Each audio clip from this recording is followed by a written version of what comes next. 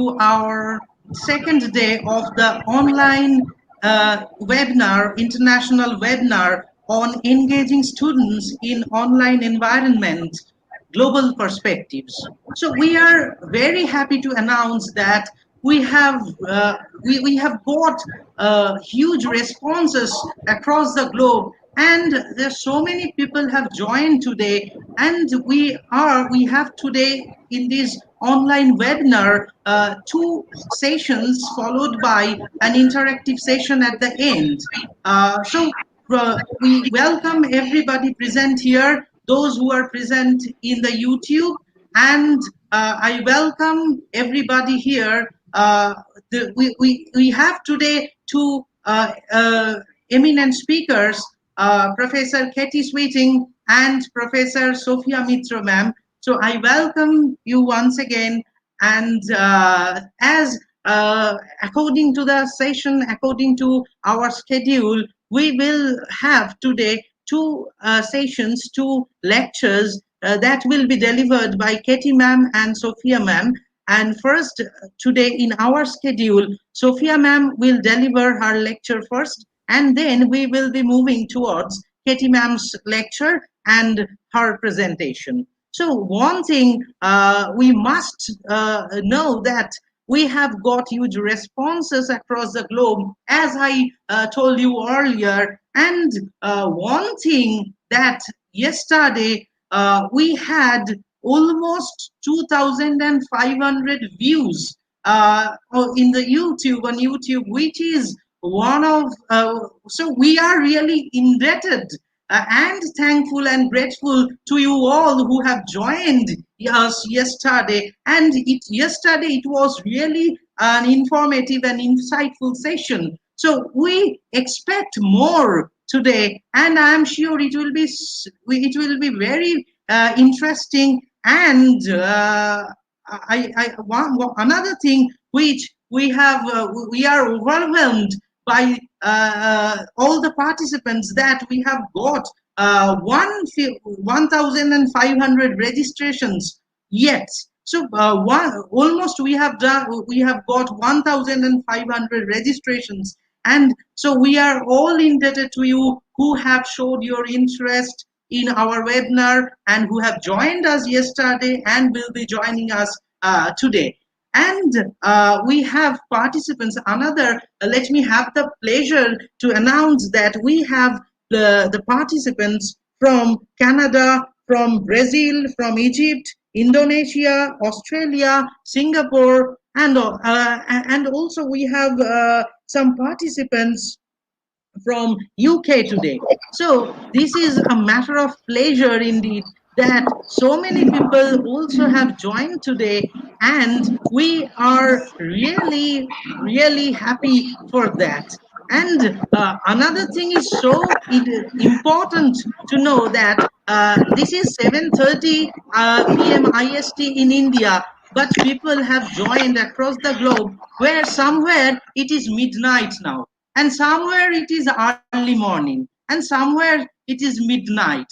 So still they have joined today in this online workshop come webinar arranged by or organized by the Department of English, Srikrishna College, Bogula, which is on the engaging students in online environment, global perspectives. So we are, once again, we are indebted to you all, and now we will be moving towards our sessions. And today, our first lecture today will be delivered by Professor Sophia Mitra from Union County College, New Jersey, USA. And then Professor Katie Sweeting will be delivering her lecture, who is from Hudson County Community College, New Jersey, USA. So we are very thankful to you that you have you have accepted our invitation and joined us today, ma'am. Participants, now let us begin our journey today, and let us begin our journey today with Sophia ma'am's lecture. And please be with us till the end of our session. And after these two lectures, we'll have an interactive session. So the participants are requested, if you have any doubts, any suggestions, observations, or questions, so please post it in the chat box, and we'll be discussing your questions, queries, and all at the end of the session. And please be with us till the end, because we have an interactive session, and at the end of that we will be we will be giving you the feedback link, and you must submit your feedback link for your certificates. So please be with us till the end. And once again, I welcome everybody present here. As I see, Professor Sophia Mitra is there, and Professor Katie Sweeting, Dr. Sajidul Islam, and Subrata Rai, and also we have Professor Anamika Chakraborty, our respected head of the department. And one thing that we must announce, that we don't see here Professor Ronit Mondol, Department of English, Srikrishna College, Bogula, but he has helped us a lot. Without his help, it would not have been possible to make this for today, because he is behind this occasion. He helped us technically. He gave us technical support. He gave us all the enthusiasm, and he is there always with us. So we are also very much thankful and grateful to Professor Ronit Mondol, who is there with us, and who is operating the Telegram, the WhatsApp, and YouTube groups. And also he was there right from the beginning. So so we are very thankful to you, Ronit, and I'm sure you will be there in our show in the at the end. So what? So without much wasting time, we must begin our journey today, and hoping that we will have same enthusiasm that we have got yesterday. And already so many people have joined, and many more will join soon. So let us begin our journey. And one thing that we will have once again an interactive session. And thank you for your enthusiasm. And it is clear that COVID may harm our lifestyle, COVID may affect our lifestyle, but COVID cannot stop us. So we shall overcome. And so without much wasting time, let us begin our journey today. So over to you, ma'am. Please, I welcome you to deliver your lecture. Thank you all. Yes, yes, yes. Yes. Before Professor Mitra begins, Sorry, sir. Sorry, actually, sir, the audio is not clear. Yes. actually, I wanted to share something about both these, personalities, that you have got, Yes. because I have got some information, and I think they need to be reintroduced, because there might be many viewers who may have missed the yesterday's session, so they might be Yes. curious to learn about our two distinguished speakers. So, may I begin? Yes, as far as our first speaker is concerned, Professor Sophia Mitra. Professor Sophia Mitra is currently Associate Professor at the Department of English, Union County College, USA, and she has a passion for teaching all levels of English courses, from developmental reading and writing to college composition and introduction to literature, if I am not mistaken. And I gather that her students praise her for the confidence that she successfully generates in them. And she says, if I quote her, I always assure my students that if I can master a language, being a non native speaker, so can they. And her students Yes. always find an academically dynamic, energetic, and most importantly, student friendly personality in Professor Mitra, as I have gathered. Before Yes. joining Indian County College, Professor Mitra taught at a number of prestigious colleges and universities, including Middlesex County College, and then Raritan Valley Community College, Rutgers University, and also before moving to US in 2000, she was a full-time lecturer at St. Paul's College in Kolkata. Previously, she has also taught in Carrot, Korea, in South Korea, if I'm not mistaken. She has a master's degree in education from the University of New Haven and a master's degree in English literature and language studies from the University of Calcutta. Currently, she is working on her doctorate in educational leadership from Rowan University. Her research interests include the use of Canvas assessments that you have seen even in the last days.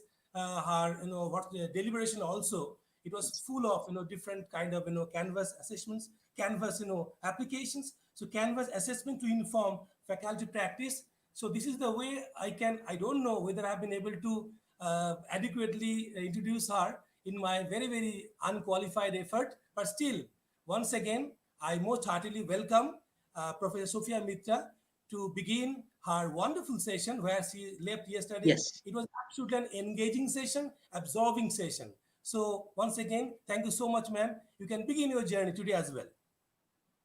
Thank you, sir, for your lovely introduction. And yes, as I have said earlier, it is a great pleasure for us that ma'am has joined and ma'am has accepted our invitation. So, ma'am, now, so let's begin our journey, and over to you, ma'am. Thank you.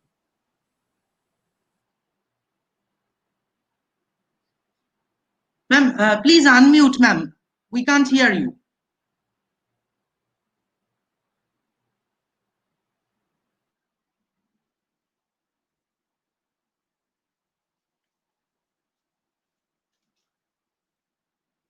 Ma'am, please unmute. Ma'am, please unmute. We can't hear you.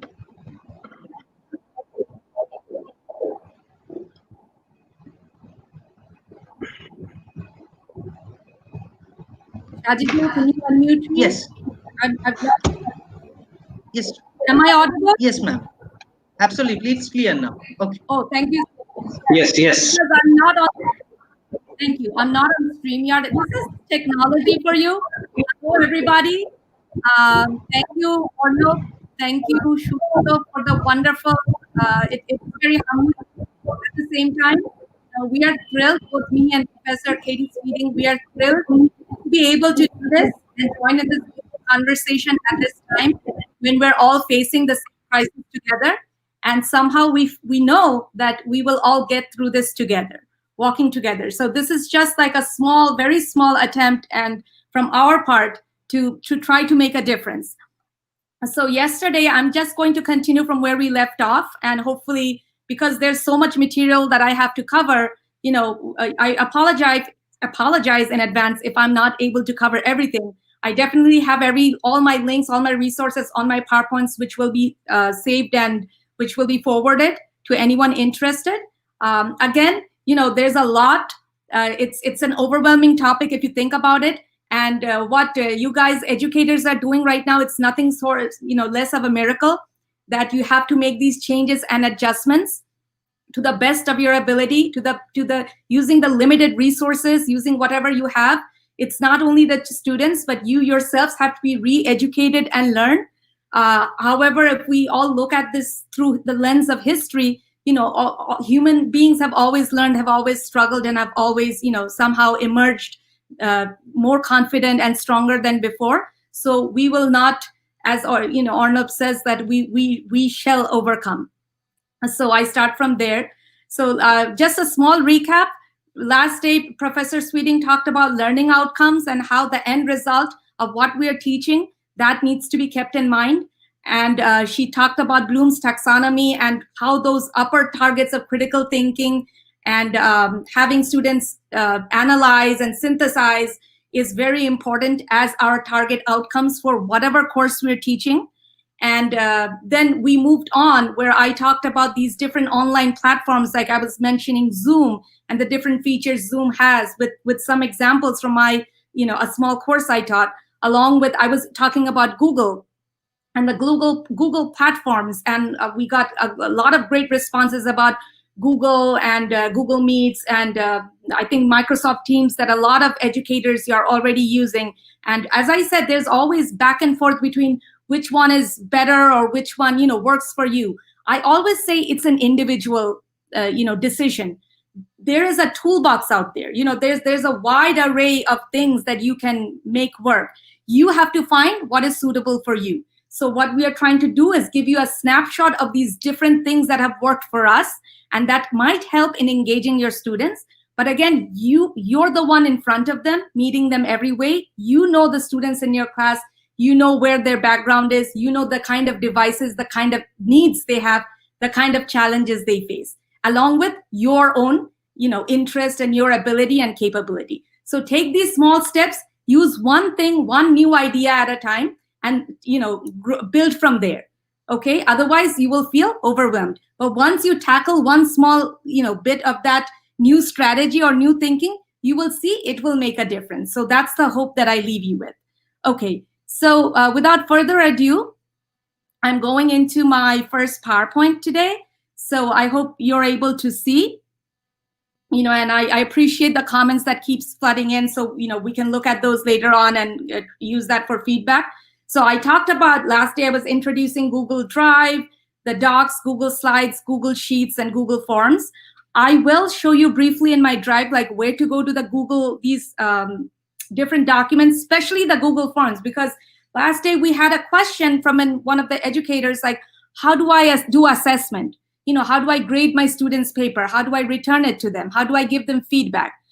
I'm very big on assessment, right? As I said, I think that's the way we can evaluate not only what we're teaching, but what our students, how much they're learning in the process or where they're having difficulty. So Google Forms, which is in your Google Drive, in your Google Apps, has everything to do with assessment. So it will have like multiple choice, like quizzes, like essay questions you can type in, and then you can either set them up so they're auto-graded, like multiple choice and quizzes where they automatically get the grade and the feedback comes back to you, or you can manually like type in an essay question and go into that and then manually do the corrections, like type in, the feedback and give them the score, like how much, 50, 100, whatever your score is. Okay, you can manually do that. And so all the students need is a Gmail account through which they go in. And the first time you show them, the Google Forms, and automatically it's saved. So it's that simple once you get used to that. So last day, I think I showed you those links to the Google tutorials. Use them and go into each of these individual, tutorials on how to use Google Docs, Google Slides, Google Forms, and you will, just have them walk you through the process. Okay, so that is, I'm going to show you briefly, if I have time, in my Google Drive, the Google Forms exactly. Google for Education, I talked about yesterday, how we can use it to do the Google's, our basically our research type of article search. Okay, this is the Google tutorial website, which has all these small links on how to use these different, apps and tools on Google. So, and I showed you an example of how a Google Classroom is shared. So that material is there for you to use. So what are the features of the Google Classroom? And as I said, it's a free app. Please download it. Please start playing with it. And administrators, I also request you, if you're listening around, try to see if you can create an account for your institution, school or college, and see, how much it can help your educators and you in the process. So the Google Classroom features are, you can create multiple courses, each with their own set of lessons. And once it's there, it's there. Teachers, you're doing the same work year in a year, right? It's your job. So if you have everything documented, you are saving so much time. You can reuse, you can move around, you can share so much. So once the beginning process, as I said, I learned the hard way, it's always hard. But once you have everything set up, it makes your life so much easier, right? Down the road. Create a lesson plan for each course with lessons, references, and assignments. So very neatly, one lesson you are teaching, what is the reference, what are the videos, what are examples to go along with it? Everything can be nicely used in that classroom space. You can upload study material that you want your students to use. You can grade assignments, as I just showed you through the Google Forms. You can track student progress. It's there all in front of you. It's like an Excel sheet. You can see right then, this is how my students are performing. Okay, because that assessment is so important for you and the student. They can see how they're performing. Isn't that great? That's what you want them to do, to reflect on okay, I have a test. I did my test. That's all I had. No, this is my grade. I failed, I passed. Is that all? No, where did it go wrong? What did you get wrong? How much you did well? What could have been made better? So always that self-assessment, that self-checking, that's possible through a lot of these, technological platforms. So do try to use it, and, it is simple. As I said, just you have to, trust the effort in the beginning. Reuse lessons across courses. As I said, it's very simple to move. This is something that worked. I can just copy and paste it into another of my class lessons. And, you can maybe just modify the topic or the chapter or the book, but the same kind of lesson. So you can do a lot of reusing across that. So the advantages of the Google Classroom feature is it's supported on Android and Mac. I use a Mac, but I'm sure a lot of you use Androids. There's so many different types of devices. I'm not going into that, but I'm sure most of them would support, the Google Classroom. If you just go to classroom.google.edu. Accessible through the app on mobile phone and tablet. And because it's so accessible through mobile phone, I think that's why, educators, they like to use it a lot. Customization of notifications. So you can say, okay, whenever students post an assignment, send an assignment, whenever I want to give an announcement to the class, I want to see, or whenever I get a message from a student, those notifications will pop up on your phone or on your tablet or wherever you set up your account. That's so useful. That means you're connected to your class or student throughout the day. Okay, so the thing is that, you have to see, this is remote learning, right? We're not physically going into a class. I mean, we don't know when we can do that. So that regularity needs to be maintained. That feeling the student needs to have that, my teacher, my professor is accessible and is there to listen to me, or, if I have a problem, I can reach out to him or her immediately. So that is possible through all these features that's available. You just have to look around. Seamless integration with Google Drives and Google Docs. So the Google Drive and Docs through the Google is all in the Google Classroom, along with Google Meets that you're using anyway. Teacher training. And I have this wonderful website, on Google, where now they're training the teachers more because they're seeing the teachers are depending on their products more, right? They have to. So they're also giving all these teacher training packages, kind of webinars, kind of, workshops where you just go and follow their instructions, and then you so this is your professional development now, right? Instead of in person. Okay. So for in Google Classroom, you can post assignments, post announcements, organize assignments according to topics or dates. I talked about using emojis, just to make it more attractive, just to give a user-friendly atmosphere. I'm a very, as I think Professor Shubroto just introduced me, being what my students quote me as being very student-friendly. And we know when we talk about technology nowadays and the consumer market, it has to be user-friendly, right? Everyone likes something that's user-friendly. That is, that gives a lot of support and encouragement. So that atmosphere has to be created somehow online, that they can approach you. That will make all the difference. Works best for slow connection. I think in India and in a lot of places, from where you've logged in, internet connection, net connectivity is a big issue, right? That's one of the main hurdles that the students and the professors have to overcome to even think about using all of this. Well, look for these, technological apps that consume less power, or, works best for slow connection. So there you go, Google Classroom. Now, just to end that discussion of Zoom versus Google Meet, because, as I said, these are two big platforms that a lot of educators are on. Both allow sharing of content. Okay, so you can do sharing of your assignments, whatever, resources in both. Zoom is free for the first 40 minutes. I think many of you know by now. Then it has a charge. Google Meet is free for up to 100 participants. So I understand why for a larger group, perhaps you think like Google Meet might be the better option in that way. Zoom, however, has a better interface where you can see about 25 people on a single screen unlike Meets. I'm not sure you can see all of them on the screen. And why that is important, because again, if you want to replicate that classroom feeling, and it's not only the instructor and the student, but, every other student, that we're all in this together. And that group feeling is so important, because no one signed up for homeschooling. Most of these students, they did not sign up to be taught in a bubble, we are all social animals. We like that social connection. So to create that classroom experience, having an interface where they can see each other is very, very important, I feel.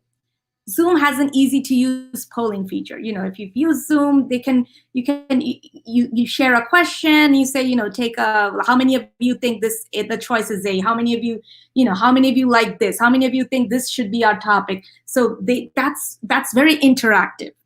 So because we're talking about engagement online. Zoom offers a breakout room. I talked about this last day, where selected members can have their own discussion. It has a whiteboard for live writing. So it has a whiteboard where you can actually, just like in a classroom, use the chalkboard or the whiteboard. You have a digital whiteboard that you can type in. Meet has less facilities. Okay, so those of you who are using Meet, which I guess because your classes might be bigger, so it works better that way, but definitely it has less features and it consumes less net. So, as I said, plus and minus, you figure out what you want best. I think sometimes if you can afford like a smaller group meeting, because not everyone you need to talk to at the same time, you can break them up into groups. I think go for the Zoom app temporarily. And sometimes when you need to do like the larger lectures and you have like a huge audience of like, say, 100 students, then perhaps Meet for them. But see if you can use, these different tools at different points, depending on what you want to do with it. Saving bandwidth tips.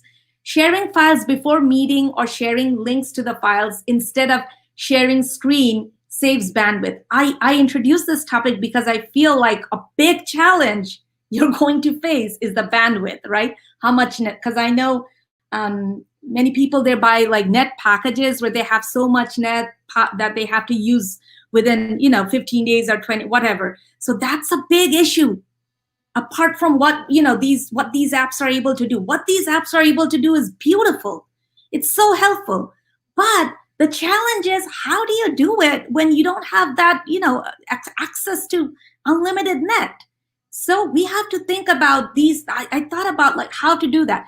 So if you have files that you want, share it before your actual live meeting. Share the links to the files. So you don't, like I'm doing now, like I'm not sharing all the files immediately, but I'm saying, you can go to that. This is the file. Go to that and read it. And when we have our live class meeting, let's just do the discussion. Okay, so that helps. Close background application. If you're running 10 things, sometimes I do, and it slows down, and we don't think about it. Make sure your background applications, other browsers that you have open are not being used. Reduce simultaneously streaming activities, like multiple devices running at the same time. You have a laptop, you have a phone in the house, you have your TV, it's like might be connected to the net. There might be other people using the net in the house. Everyone's trying to work, everyone's on their device. Sometimes we don't realize that's using up your net space. So try to, again, it depends on your situation, around your environment around. But these are some tips. See if you can, when you're working, when you're having a live meeting, at that time, at least there's no other internet connections being used, streamed at the same time. Hardwire your workstation through Ethernet connection so as not to share Wi-Fi with others. If possible, that you can have just a Wi-Fi where that device that you're going to use, it just increases your, clarity. Choose audio over video. If you think, nothing beats video, nothing beats that face-to-face. That the eye contact, the body language, the emotion, the tone. But if you see the problem, you're getting low connectivity or bandwidth or net usage problem because of video file, just use audio. As long as they hear you, you hear them, it's better, right? Than not. Switch to call-in audio using the dial-in number in meeting invitation. Sometimes the meetings, they also allow you to call in, dial in using the phone rather than the internet if it's slow. So these are the different, and you're juggling. You're going to have to juggle these different things and think on your feet, like we're doing now, right? It's not an in-class presentation that everything's going to go smooth because all I need is that projector and myself. No, I have all these technological issues that, apart from my content, I have to think about to make sure my presentation, my conversation goes smoothly. Okay, so it's but we can do this. That's all I'm saying.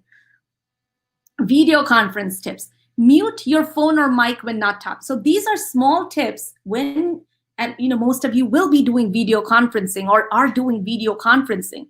So some of the etiquettes, what is the new policies or etiquettes that we use that takes the place of the actual classroom? Well, mute your phone or mic when not talking. Introduce yourself and have students introduce themselves on the first meeting. That's very important, I feel. Okay, we need to break the ice. We need to let the students feel that, hey, like, we are going through the same struggles. I also have kids. I'm also doing my homework. I also, some days I'm frustrated. I also have hobbies. I also like other things than just teaching or, just having them do their work. And we need to see their other side. What other things do you like? What's your interest in? I know this is not, not everyone is going to end up being an educator or a teacher, but what is your interest in? So small things that helps them feel that comfort zone. And not only in a physical classroom, you can do it through these online platforms. Maintain frequent eye contact with the camera. You can see someone reading off of something and telling, their voice versus someone looking at you and, presenting more spontaneously. As a teacher, as an educator, that is so important. That helps with engagement. That eyes showing that, you might not know it, but I'm looking at you. And I know, whether you're there or not, or whether you're, mentally there or not. Try having a whiteboard in the room for writing that is visible to the students. Small tip, but very important. Sometimes it's a problem, even though I said there's a digital whiteboard you can type, but sometimes, as educators, we just want that freedom to be using that chalkboard and getting our hands, dusty or whatever. Wherever you're setting up your office space with your laptop, with your computer device, at the back wall, if you can have a small whiteboard, hang it up there, or a chalkboard, whatever, and have a chalk or a marker, and then you can go and you write on that, the students can see. It's giving a classroom experience. You're using an actual board. They're still getting that through their digital presence. Don't interrupt when someone is speaking.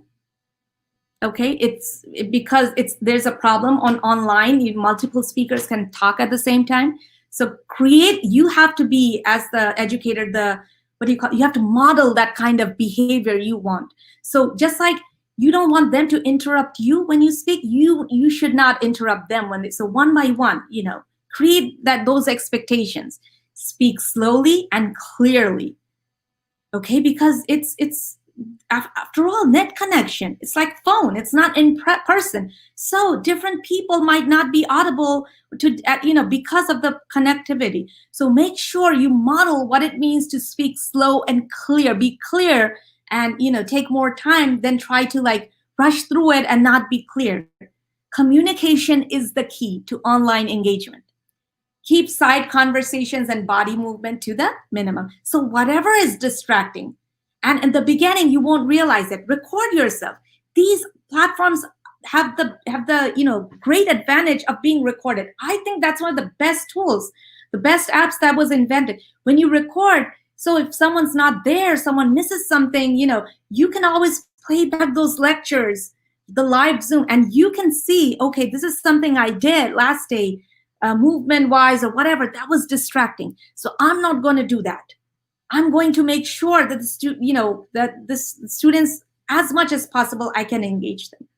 And you have to model what you expect, the same behavior from them. Dress professionally. Even though it's your house, and you might, from March, it's been crazy, right? Have the times where you don't have the need to get out of your pajamas. However, it's, mentally, I think, also motivating, and also for your audience, your students, to also see you dressed professionally, to feel like, yes, they have created, he or she has created that in educational environment. Okay, so always dress professionally, just like you would dress, for your physical workplace.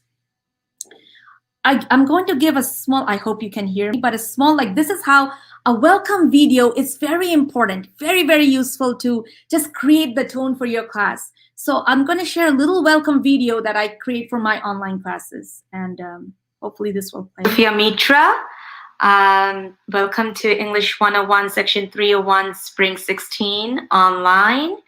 I hope you enjoy the class, and for some of you this is the first time taking an online class, and so it might be a little challenging. Well, in some ways it is quite similar to a regular traditional in-person class, but in a few ways it is not. It is very, very important that you log on pretty frequently, that you establish an online presence at least once every week, because there is attendance, there is grading, there is grading assignments. Yes, your screen is not shared. Okay, so that same problem. Okay, again I have to share.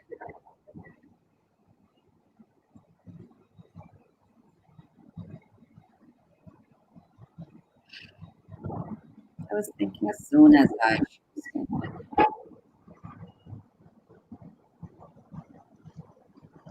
give me 1 second. It's going to take a little while, okay? Okay. But before that, I was audible? Yes, absolutely. Okay.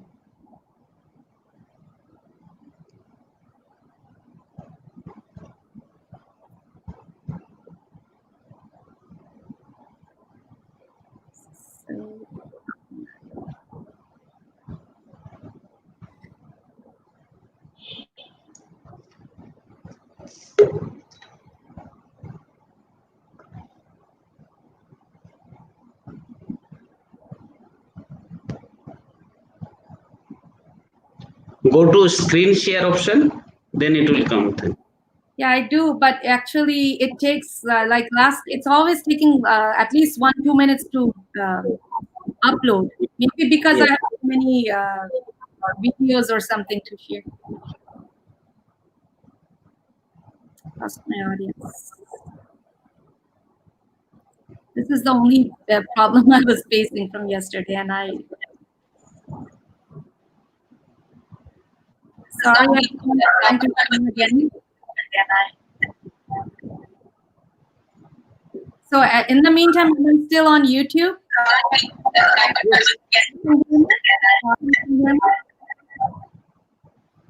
So in the meantime, I'm still on YouTube.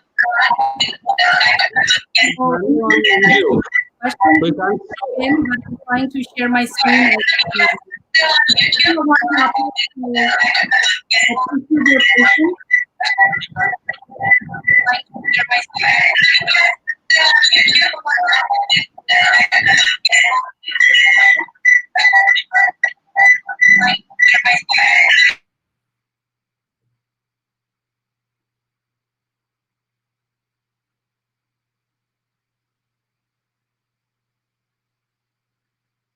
No.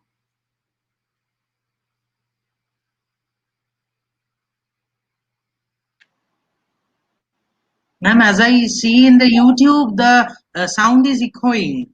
We have heard an echo of the sound. Just I just checked the YouTube and the sound is echoing.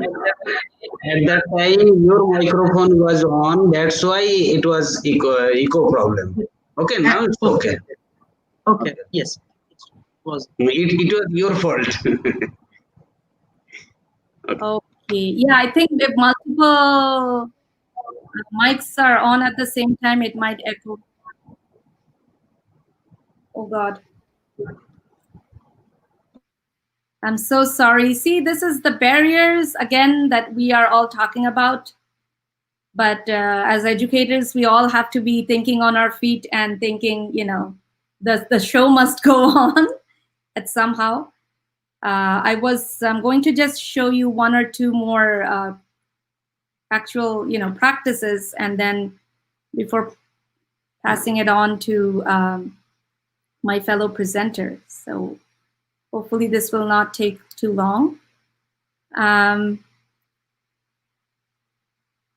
And like some of my slides, and as I said, I might not be able to go through them, but they will all be there for you as we, on the PowerPoint. Some of them are talking specifically about using mobile devices and how to connect with students through the mobile. Okay, I think I'm able to share. Yes, I think I'm able to share. Thank you. So hopefully I am able to share. Sophia Mitra, Yes. welcome to English 101, Section 301, Spring 16 online. I hope you enjoy the class, and for some of you, this is the first time taking an online class, and so it might be a little challenging. Well, in some ways, it is quite similar to a regular traditional in-person class, but in a few ways it is not. It is very, very important that you log on pretty frequently, that you establish an online presence at least once every week, because there is attendance, there is grading, there is grading for assignments, for responses, for discussion forums, which will count as participation grades. So it is important that you are able to log on for the 16 weeks. Okay, see, so that is a little bit about trying to go out of this.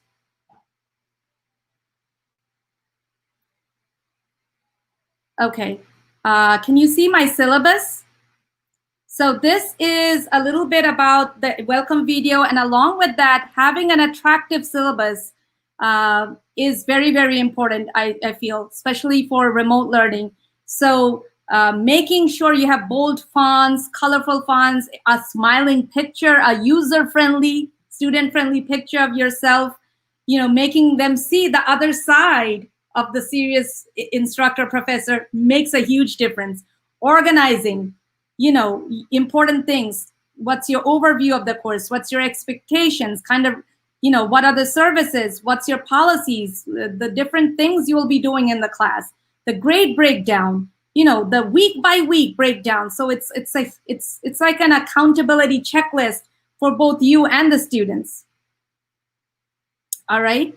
So those are two things I wanted to share. Let's see what else I'll share quickly. Communicating with students remotely, how you need to maintain that email communication, weekly updates of assignments, group text messaging. I've included here certain sites you can go for text messaging in your groups quickly, like, hey, there's an assignment, there's a test coming up, this something I posted through the group. So whatever SMS system you're using, but these are more websites you pointed out that you can use for group texting. Online tools. This is so many online tools out there that you can use as resources. So educational videos, TED Talks. I'm big on TED Talks. Students, we are teaching digital natives, right? We're teaching a different generation of students who are more, I think, engaged visually and than just verbally. So TED Talks, Bill Nye podcasts, PBS.com, Newslia, Flipgrid, Kahoot. I'll try to show you one or two. Polling, surveys, social media sites. Yes, I also use social media sites where I say, can you see the layout of a social media site and describe what is the purpose? Are they targeting a particular group or a topic? So use it to teach whatever you are trying to teach, not just as an entertainment tool. Okay.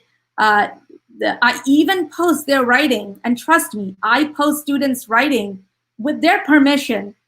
I'll say, this is the easiest way to get published nowadays. I'm going to post it on a social media site for the public audience to read and give their comments and feedback. One, it makes them, think about, this is not just for the instructor. I'm writing for a real world audience, and everyone cares about those likes or comments. Trust me, right? And the students are more used to that kind of public attention.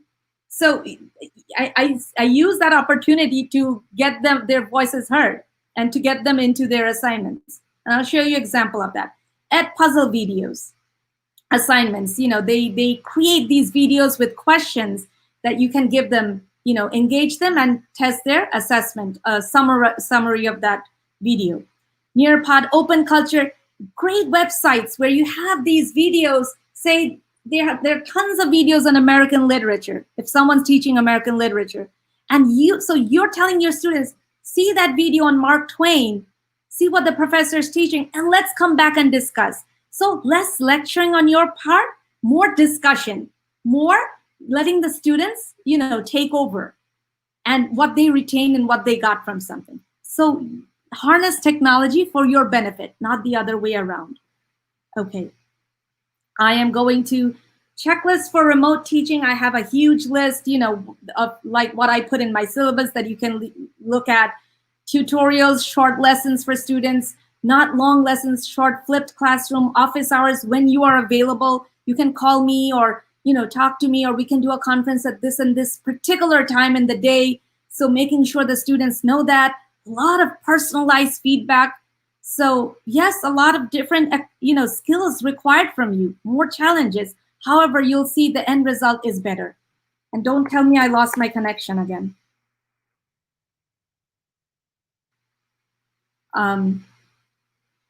Presenting slides, like screen record. Did I lose again? Presenting slides for screen recorders. Okay, so like Google has this great, I'm not there, right? Yes, ma'am, your screen is not here. Okay. You are visible, but the screen is not visible.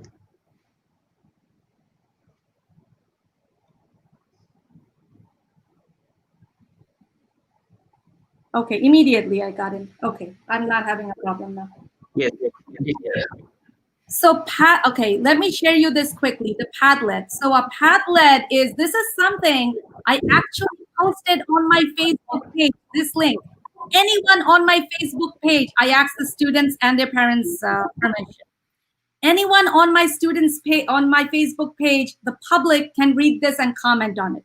So I had them do a project on living in a better world. And I asked my students, write about, what do you think? So it's like I'm testing their writing, but on a topic that is relevant to them. What do you think would make living in a better world means to you? And they wrote these beautiful essays, about living in a better world. And they posted pictures, they posted links to YouTube, resources that they found, music that they found, videos that they found. And see, you as the instructor, you can go in and just comment and read and comment like this is, what you felt about their topics. And anyone can read and they can like, they can post. So this is how to use a Padlet. It's free. I'll show you right now. Let's try to get out of this.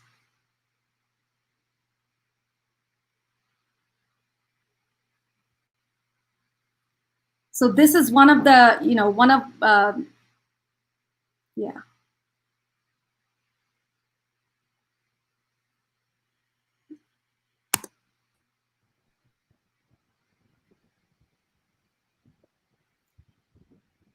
I'll show you a Flipgrid class. So these are different user-friendly teaching tools I use. How to use mobile phones for engagement, to deliver your assignments, lectures. So this slide is particularly on just using mobile phones. You can even post quizzes, create an online class portal where the students can, like what I'm saying, in case you even don't have a device or they don't have like a laptop device, they can join the portal through the phone and use it. So these are different ways of having them join. So this is what I was showing right now with my Padlet. These like PowerPoints, Prezis, Google Docs. So you, in place of your in-class discussion and lecturing, this is what's taking over in the digital world.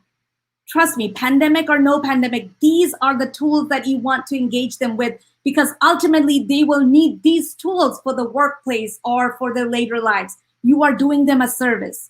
Okay, so all these different sites, and I have these, some of them that I'm going to point out today. a digital storyboard, okay? I'm giving you an example because I felt this was beautiful. A student did this, talking about their experience after COVID-19, okay? So they created this digital storyboard instead of having, well, they had to do the writing first, but to make it interesting, I said, make a digital storyboard, put in visuals, put in music, act like you're creating a movie in 3 minutes. So it's not that, it's 3 minutes, you express yourself on this topic, and this is what they came up with. So let me just try to play this. It was the fall of 2019, the final season of the decade. The season also marked the beginning of high school for me, as I was entering the 9th grade. Like many other freshmen, I was excited for new opportunities. For the first 2 marking periods, things were great. My grades as well as my experience was good. I joined multiple clubs and was enjoying myself. However, the real trouble began after 2020 started, specifically during the 3rd marking period. At this point, the virus had made its way to the United States and began claiming lives. Due to the pandemic, the closure of schools became a major topic of interest among both students and teachers alike. While some students were worried about not being able to come to school, others were excited to be out at the facility, treating it like a holiday, I leaned closer to the latter. The first few weeks of virtual learning went by without much problem. The work was fairly light because of the novelty of virtual learning, so I didn't have to worry about anything. However, the problem became noticeable as we progressed into the 3rd marking period. The work environment was completely different. Rather than learning in a classroom, I was spending all my time in front of my computer. While this may seem like a trivial problem to most people, learning online through videos and text posts is different than conducting experiments in the classroom, working on group projects. The classroom environment itself also made me feel more focused, in contrast to the comfortable home environment which I would be in for the rest of the school year. Over time, I began waking up later, getting distracted, and staying up for longer. While I was more comfortable in my home environment, I was losing focus as a result. My performance in school was becoming mediocre. I might have gotten a lot worse if virtual learning had started sooner. I would have to spend a lot more time every day in order to make sure all my work was complete and entirely. In the end, while I did not suffer the brunt of virtual learning as others existed without access to it, it greatly hindered my school performance as a result of the carefree environment of my home. So as I said, you always should measure the students with the end result in mind. It doesn't matter how, as long as you're having them use their critical thinking and their ability to express themselves, that's more important than what the content sometimes. It depends on what you. So this is digital storyboard. It shows you through those YouTube links like how you can create one. Very easy. These are free to use apps. You just have to create accounts and it's there. And you can use these. Vary the interest and to challenge your students in different ways. A Padlet I have to share with you. And I think the Padlet I just shared with you a while ago. Again, another free app that's there. You just create an account and you can create a wall, and that means like the way you want the students' writing to pop up. And then with that link, you can post it anywhere and it's available for anyone to see and comment and add. It's just like what do you call that? Wikipedia, right? That's on the net and people can modify and add to that. So a Padlet does that. A Prezi. I'll try to show you a Prezi, but it's one of those absolutely, it's like a PowerPoint, but it's different because you don't have to do slides. It's all in one document that you zoom in and out of. So I'll try to see if I can please show you my Prezi. One of my students did this for my introduction to literature class. We were reading The Story of an Hour. So this is how you use the Prezi once it's done. So you just click on it. That's the author, there's the characters, the plot, theme, context, tone. So isn't that beautiful? They did the pictures with a storyline, kind of like a storyboard, symbol, point of view, resources. So as I said, you're still hitting those same outcomes. You're still trying to teach them the same way. You're just using like these different tools. And maybe I'll just show you the Flipgrid. Yeah, so the Flipgrid, again, a free tool teachers and educators use a lot because it's giving less effort on you, more expectations from the students. You're giving them the lecture, you're giving them the material, the file, the chapter, the video, whatever to watch. Then you're telling them, create a small video, nothing more, 1 minute, 2 minutes, 3 minutes, summarize the main points you learned. And you'll see, how they get more out of it. So I shared this video of, and this was right at the pandemic when we couldn't have those in-person classes and we were doing poetry.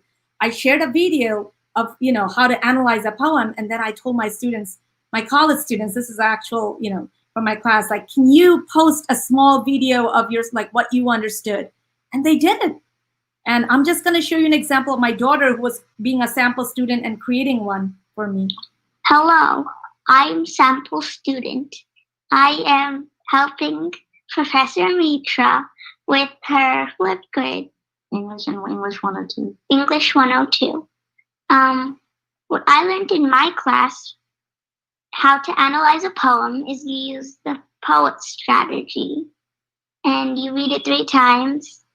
And you read the first time, you just read it for fun. You read like little details. The second time you read it and you add and you dig deeper, like what is the text structure and what is the author's purpose. And the third time you look through it, you see why did the author write what he wrote, and what else? I also, the poet strategy, you preview the text, you read it, you make a little sketch on the side. You read it, you look at the title, you look at any graphics, you read it all, you make a sketch in every stanza. And then poets, is theme, topic. And then you look at the topic. What is the topic of this poem? You highlight just in case. Then the E is emotion. What is the speaker feeling in the poem? What are the characters feeling in the poem? The T is theme. What is the theme of this poem? What in the text supports that? Highlight it. I have pens. I highlight with those. So, okay, I'm not going to show anymore, but that, I hope I gave you an example of, what it would look like. So within 1.5, less than 2 minutes, right? You got an entire, and I lost my PowerPoint in the process, but you got an entire, presentation, like you got an entire understanding of what the student retained of how to analyze a poem, okay? Always, it's not about the writing. It's about as long as they understood and retained. So try, mix it up. Sometimes have them write, sometimes have them do these other things that can work. Okay, so where's my PowerPoint? Yes. So I don't have time, and I can go on and on with this. I'm so passionate. I'm just going to do one last I'm just going to show one last small activity, and then I'm going to hand it over to Professor Sweeting, who's waiting. So this is about vlogging. So sometimes I tell my students, instead of blogging, we know, again, it's a new form of communication where you write online, it's like a journal online. Do vlogging with a video. You're talking about your experience. This is a fun one. It's not a serious one that my daughter and her friend did, but I'm just giving an example of how you can excite your kids by using it, and you can use it on any topic concerned that they're, I'm Ashani. And I'm Anisha. And we're going to record our life together. Sleepover! I'm Ashani. And I'm Anisha. And we're going to record our life together. Sleepover edition! Anisha said she's coming over exactly 3 a.m. Oh, wait, I just got a message. What does it say? Open the door? Okay, let's go. So now I'm going into Ashani's house. Around 3 o'clock. Exactly 3 o'clock to be specific. Send her a message. Done. And I go.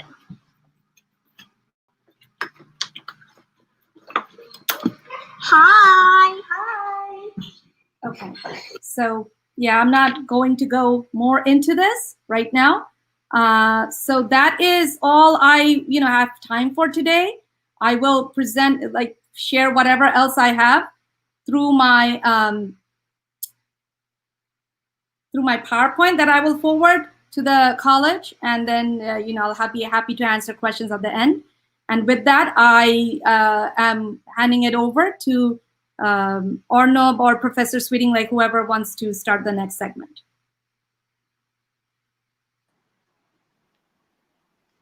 Okay, thank you, ma'am. Thank you for your very informative and insightful lecture today. And we are really enriched, just it was there yesterday. And today it was also very much interesting. And as I say, the YouTube chat box, many people are commenting that it was really insightful and it was really informative, and we have learned a lot from your lecture. So thank you, ma'am. And we have the interactive session at the end of our this session, at the end of Katie ma'am's lecture. So thank you, ma'am. And now we will be moving towards Professor Katie Sweeting. So I welcome you, ma'am, and I would like to request you to present your lecture and to deliver your lecture. So Professor Katie Sweeting is an associate professor from Hudson County Community College, New Jersey, USA, and his research her research interests include world literature, British literature, speech, religions of the West, and one thing that she is also a Fulbright scholar to India 2020 and 21. And she will come to India very soon after this COVID gets over, and she will teach in India, which is also a matter of pleasure for us. So now we are waiting for your much waiting presentation and your lecture. So over to you, ma'am. Thank you so much, Arnab. It's really a pleasure to be here again today. I don't know how many of you were here yesterday, but this is day 2. If you were here yesterday, just put on the chat, this is my second day, so we can see how many. I also found Professor Mitra's lecture very helpful, and I've been teaching online a long time. I have been to India. I spent a few weeks in Maharashtra in 2018. I had the privilege of working at an English medium school there for a little while, and it was a wonderful experience. And I'm supposed to be in India right now, but as Arnab sir said, events transpired to prevent me from coming. So I look forward to coming back and staying for a much longer period of time. Before I get started, I just wanted to highlight a few of the things that my colleague Sophia covered. She said when she talked about the bandwidth, and I hope you found that very helpful, because I know in a lot of places that's an issue. It's even an issue here sometimes at the college. If a lot of us in the same building are trying to show videos, sometimes it doesn't work. So things are definitely far from perfect here. But she made a good point that the video uses more bandwidth. So if you can, use audio over video. And if you were here yesterday, you remember the research shows that if you're showing a slideshow, the audio and the video have no difference in the student learning outcomes. So it's fine to just narrate a video instead of having your picture in the corner. So if you have that choice and you want to practice using Screencast-O-Matic, just use the audio and narrate it. That's fine. She had a lot of helpful video conference tips. You see these funny things of people dressed really nicely and then they're wearing shorts, right? So you have to look really nice, like from the waist up, right? And it affects your perspective. I'm coming to class, I'm gonna dress up, right? But there were also very helpful tips. Everybody should mute. You can't have 2 people talking at the same time, because it just doesn't work. So look back at that, the very helpful tips. She talked about things that you could do on your mobile phones, which is very helpful. The welcome video she showed, which I also do. I think we should all do that in our remote classes, that kind of welcome video. She highlighted some very helpful applications, Prezi, which is an alternative to PowerPoint, the Padlet, and Flipgrid, which is great for video discussions. I just wanted to mention that with Zoom, if you use your school account for Zoom, you can have more than 40 minutes. So sometime this spring, Zoom said, if it's an educator using it, we're not going to impose a limit on it. So just make sure you're using a school account, and Zoom can go for, I've used it for 3 hours, right?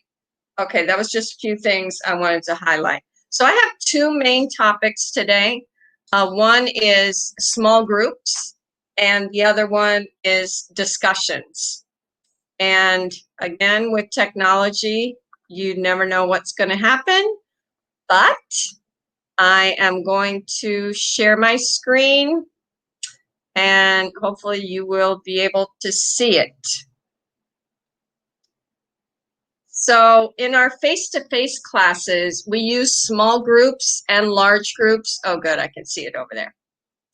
To help our students process material, to enable them to learn from each other, to help them form and share their opinions, to evaluate and analyze the texts, and to form a community. So there's a lot of reasons to use small groups. And in a minute, we're going to have something interactive. So I want you to have your computer, which you're already on, or your phone. I want you to get ready to go to a web browser, because we're going to have something a little interactive here. So we form communities by using small groups. We engage cognitively by using small groups. And students teach each other, which I think is one of the greatest benefits. Now, I use small groups extensively in my face-to-face classes. I would say almost every class that I teach, whether it's speech or literature or any class that I teach, composition, I use small groups. I use small groups because the research has shown that students who are shy or not as confident are not willing to speak out in the large group. You put them in a small group and they won't keep quiet. Research has also shown that women are less likely to speak up in the whole group. You may or may not have found that to be true in your own classes, but they will speak up in a smaller group. So for many, many reasons, small groups are a great way for students to feel a part of the class, to get to know each other, and to learn the material better. Now, I have not used small groups much in my fully online classes. And I talked yesterday about the difference between fully online and remote. So fully online is asynchronous. So students never have to be online at the same exact time. But remote classes are synchronous. And when I moved from in-person to remote in the spring, I continued to use small groups. In fact, the first week in my British Lit class, that we had gone remote, students were supposed to give presentations. I was using the conference feature in Canvas, but you could also use Zoom for that. We met on the video conferencing feature. I immediately put them in their teams to go over their group presentations. I gave them about 15 minutes. I brought them back into the larger group, and each small group did a presentation, either a PowerPoint or a Prezi. And I have to tell you, I think the quality of their work was as good, if not better, than it was in the face-to-face class. So we can really replicate a lot of what we do face-to-face in the remote environment. Okay, y'all getting ready to be interactive here? Okay, so what is a small group? So I'm going to go over what is a small group, why do we use small groups, and how can we create small groups? And then we're going to go to the discussion board. So the definition is a small group is students from 3 to 8 students in a group, right? If it's only 2 students, that's a pair. So 3 to 8. I think 4 is a really good number for a small group. 5, I don't tend to make them any bigger than that. Why do we use them? They promote maximum participation. You might be able to hide in the back of the room or on Zoom, but when you're in a small group, it's harder to hide. And everybody in a small group should have a role and some way that they're participating.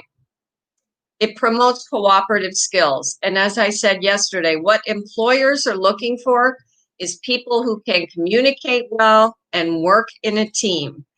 I think teamwork is a very valuable skill, and it promotes that teamwork cooperative skill, and it enhances learning. So our goal is to meet the student learning outcomes. Small groups is one way to meet that goal. Okay, so here we are at the interactive part. I'm going to put in the chat what you have to do, but I want you to go to pollev.com. Okay, so we have 281 people, maybe more, watching. On your device, if you can, go to pollev.com.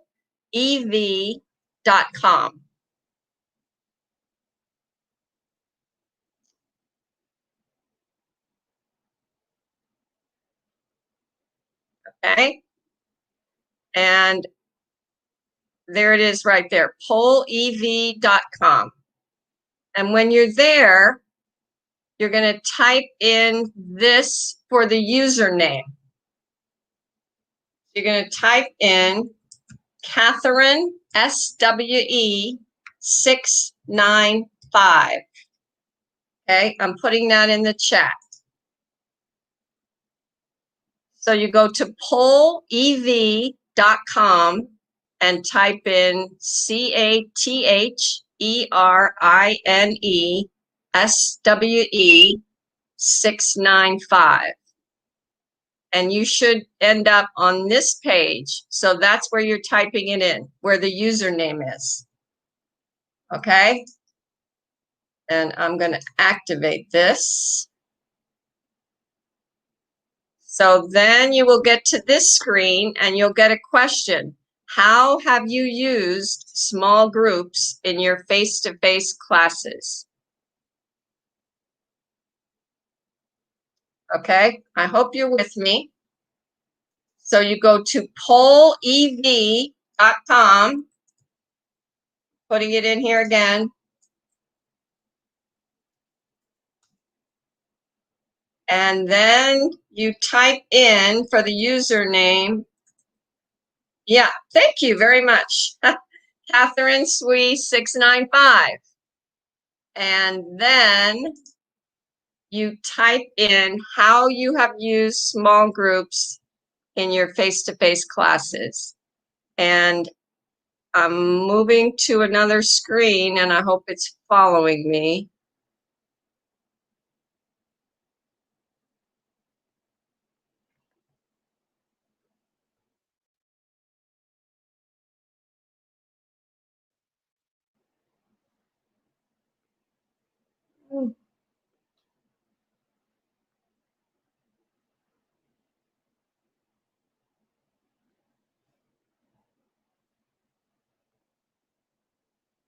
Okay.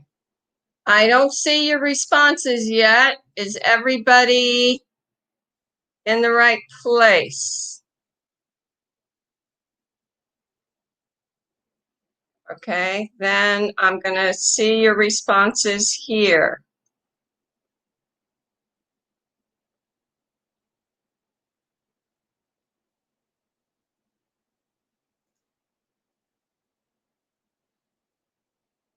Okay. Oh, okay. I think we had this already. So when you type in your response, it's going to show up here. Yay, it's working. Okay. So you divide them up by activity. We'll keep going for a few minutes through case study analysis and class discussion. 3 to 8 students. Great. So keep putting in your answers, and I will come back to this screen. It doesn't look like this screen is sharing, so I'm going to stop sharing and share the right screen.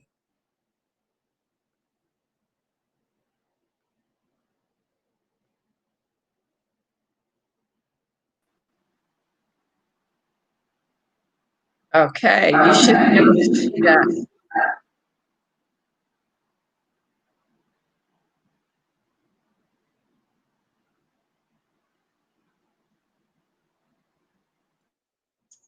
Okay, here are our answers. Keep putting your answers in. So this is Poll Everywhere, and it's free, and you can use this with your students. I'm just giving you this as an example. You see how easy it is to use, and everybody is putting in their answers. How do you use small groups in your classes? That's the question. So you can keep putting in your answers. I'm going to check this again later. I'm going to stop sharing this and go back to my PowerPoint. Okay. All right, so that's Poll Everywhere. I'm going to check back in later and see how many answers that you got. But this is helpful to use to test how well students are learning the material. So you do a short lecture and then you do the Poll Everywhere to see how students are feeling, to get their opinions on anything. So this is a really useful application, and you see how easy it was to use. I want to share one example of a technique that I came up with that I used in literature classes. I call it the Amazing Race, based on a reality show. I don't know if any of you are familiar with it, but in this show, pairs of people are on a race around the world, and they get clues, and they have to do some kind of activity in the country they're in that relates to the culture there. And at the end, whoever wins, the couple that wins gets $1 million. Well, I don't have $1 million for my class, but how I do the Amazing Race in my class, and I've used this especially to very good effect in my world literature class, I divide the class into teams at the beginning of the semester. I have access to my students' records, so I'm very deliberate about how I create the teams. I want an English major in each team, and I want it kind of well-rounded. I want women and men. I want students who have a high GPA and maybe students who have a more average GPA. So the groups are mixed according to ability, major, and gender, right? And they are in these teams for half of the semester. However, I have found that they get so attached to each other, they don't want to split up. So usually they're in the same team for the whole semester. As soon as they come into class, they have a quiz. My quizzes are hard, so it's an open book quiz.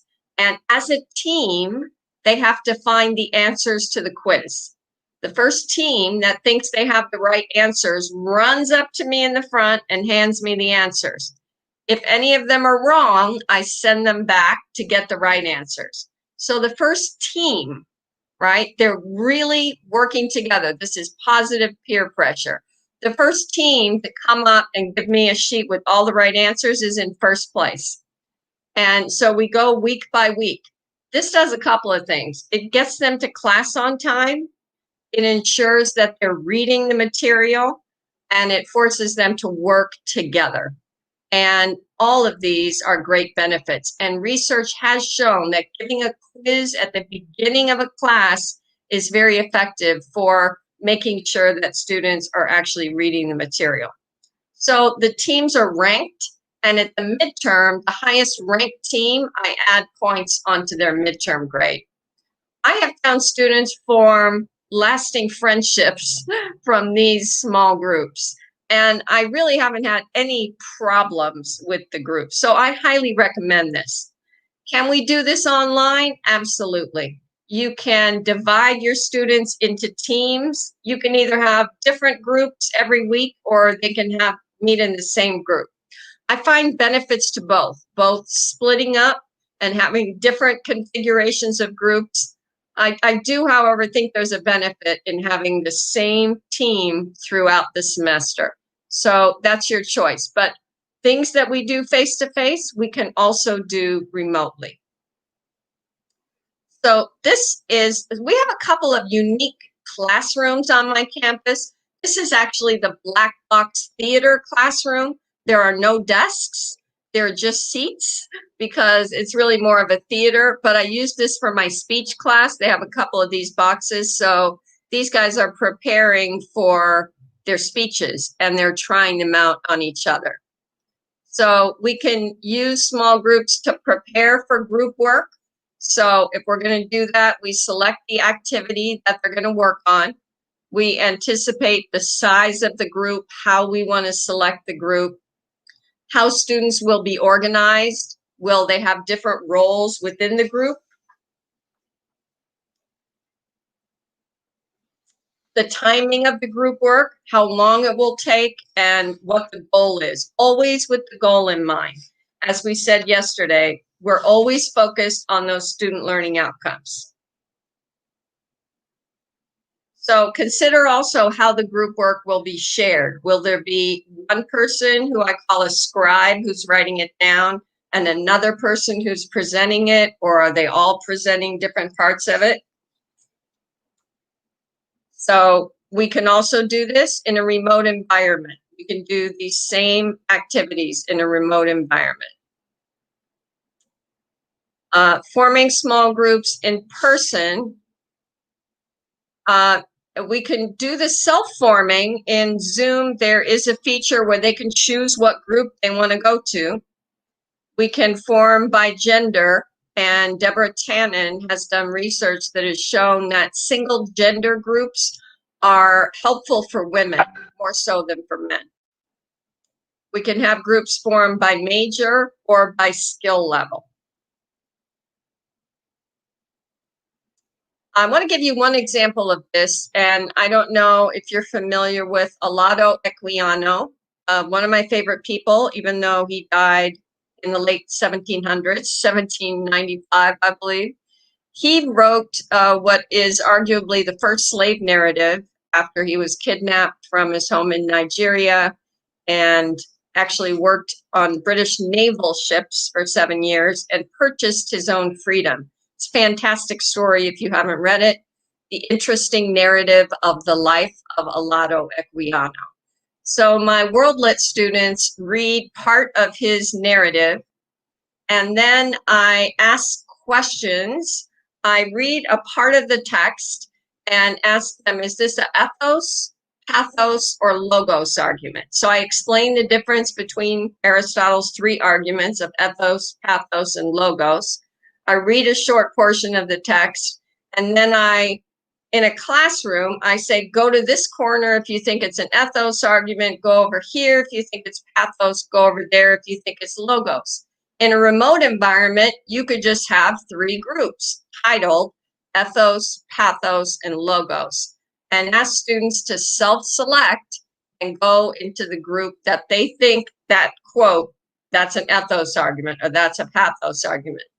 Then they have to hone their argument in the group and then tell the entire class, we think this is an ethos argument because it talks about his experience, it talks about his ethics, his credibility.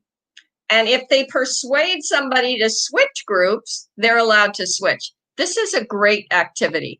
And you can do this remotely as well as face-to-face.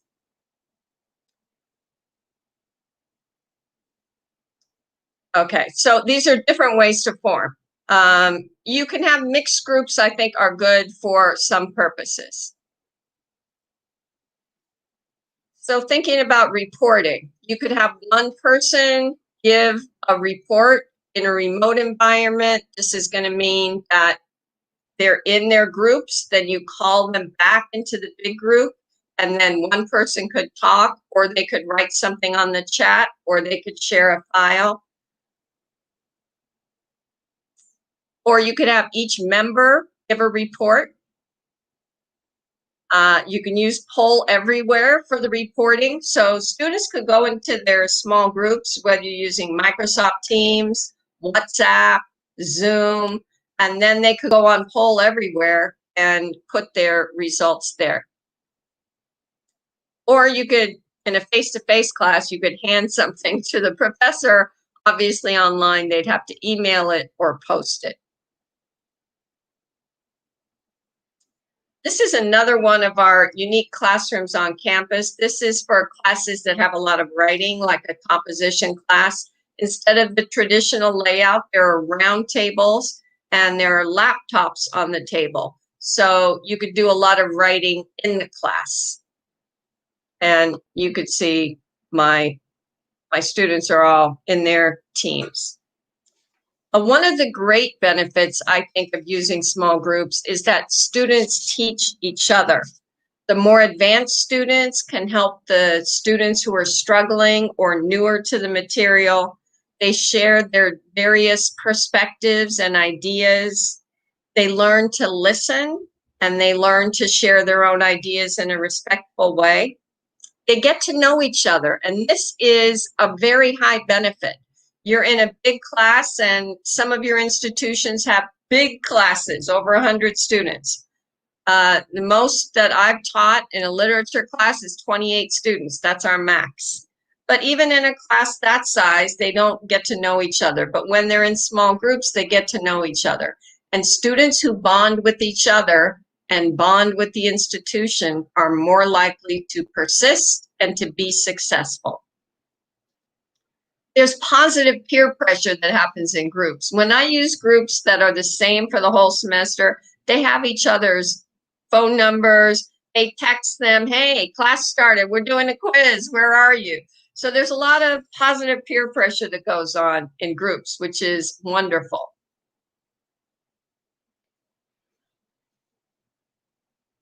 Students teach each other. So they work in their teams to come up with answers. And then how I like to use small groups, and you can easily do this remotely. Once the small group has discussed, they come back, and the small group, members of that group, teach the rest of the class. One of the best ways that we learn is by teaching others. So when your school-age child comes home after school and you say, what did you learn in school today? And they're telling you what they learned, that's the best way for them to learn, is to teach somebody else. So each of these student teams or groups becomes expert in one part of the text, and they teach the rest of the class. That's mainly how I use small groups.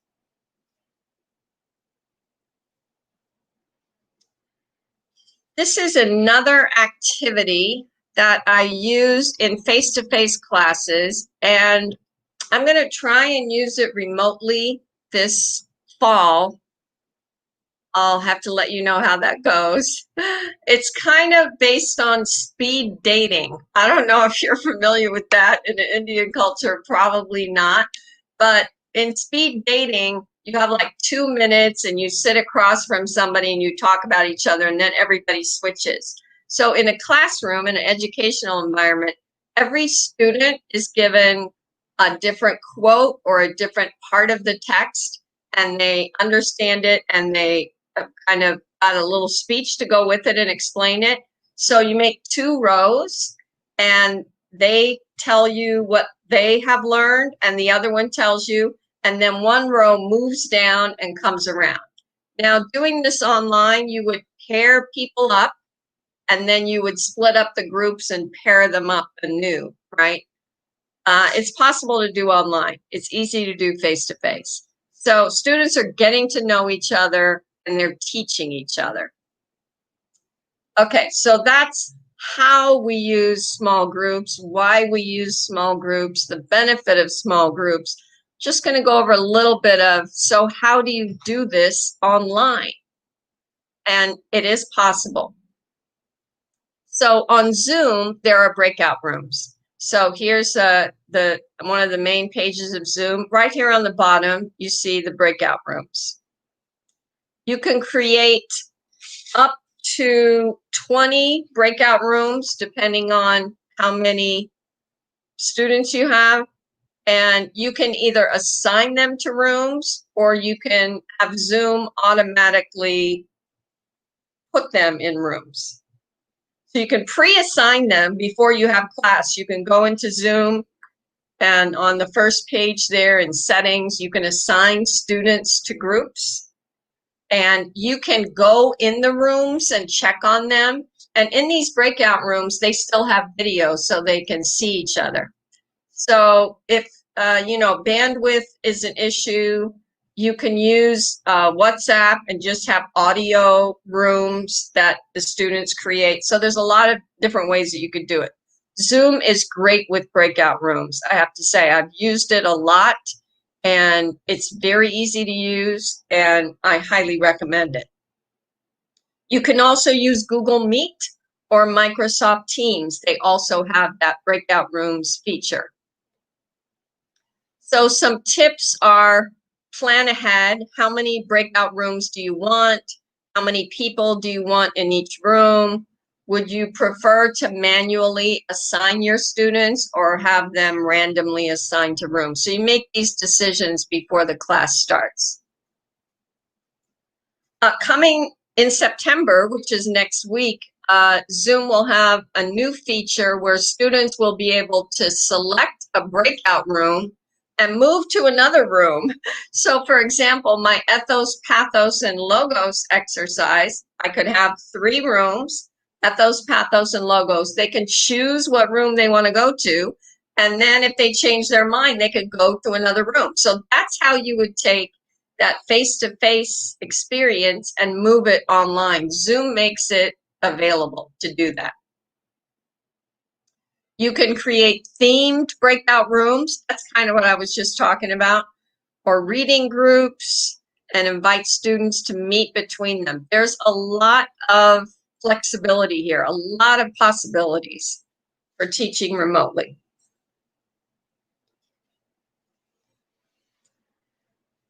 Forming groups on Microsoft Teams isn't quite as straightforward and easy as it is on Zoom. I have not used Microsoft Teams to use breakout rooms myself, but you first use this Meet feature and create a meeting.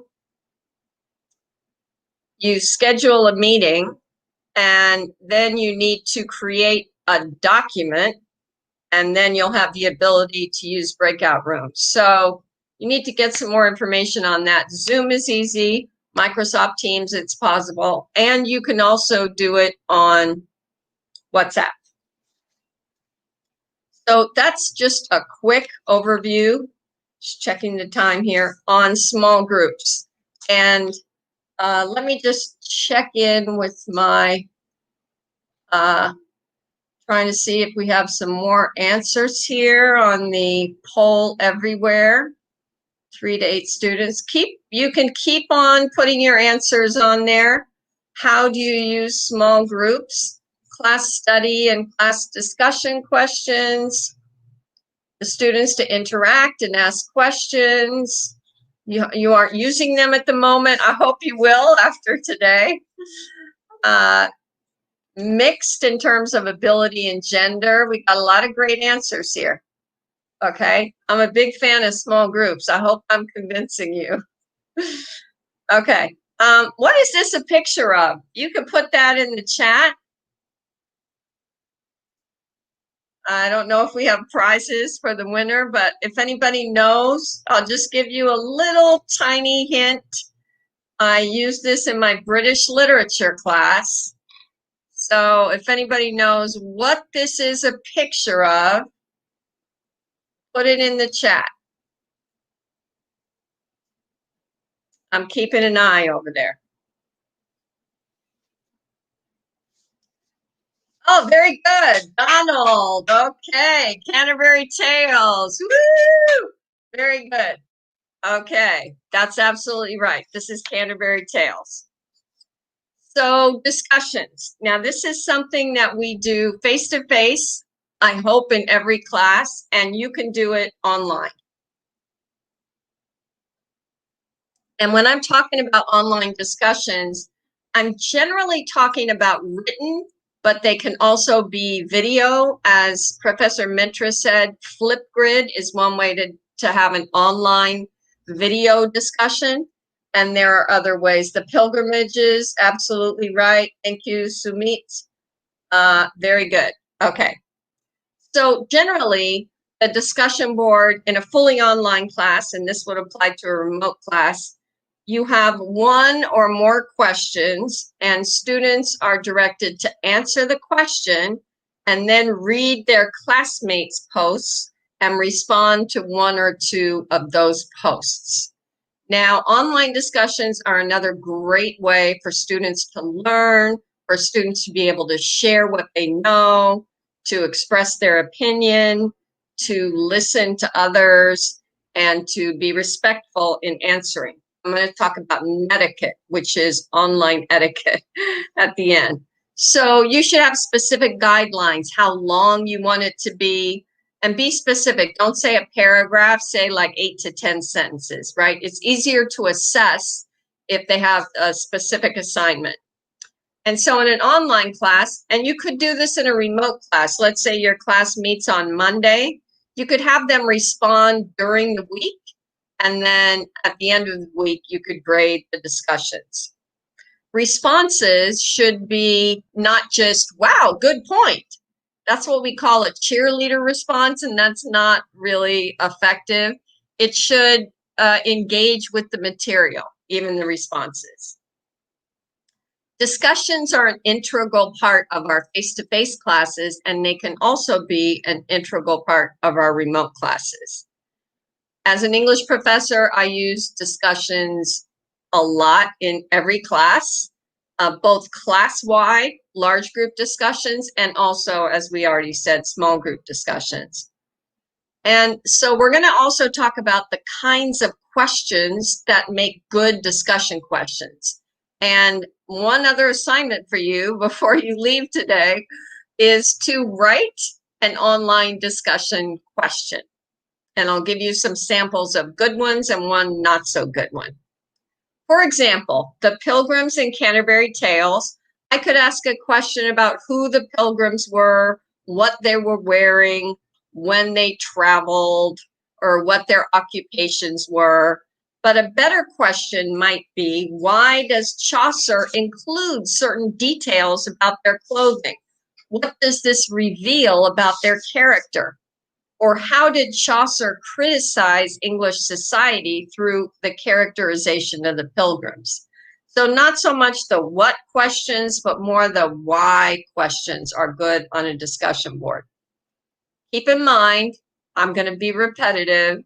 We're keeping the student learning outcomes in mind the whole entire time.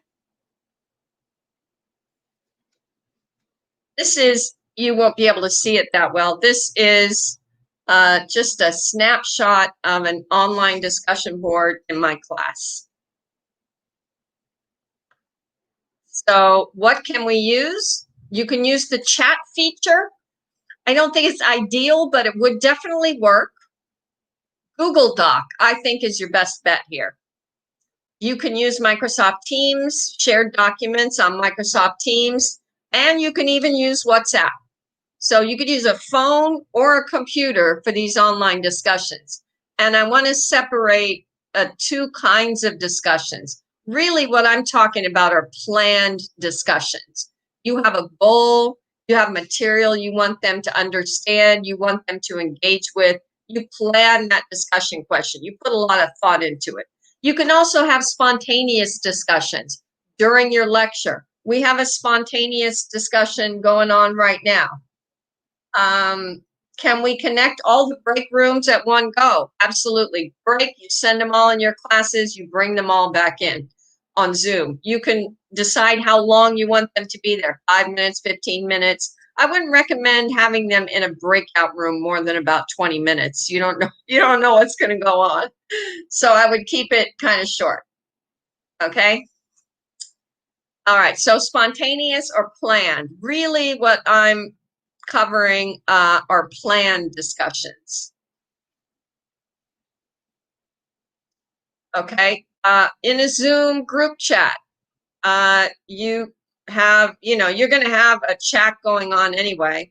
They can respond to everyone, or they can choose who they respond to. So you could have students respond to one other person. That would be like a think, pair, share exercise. So you could pair students up and say, you respond to Sunil and you respond to Anit.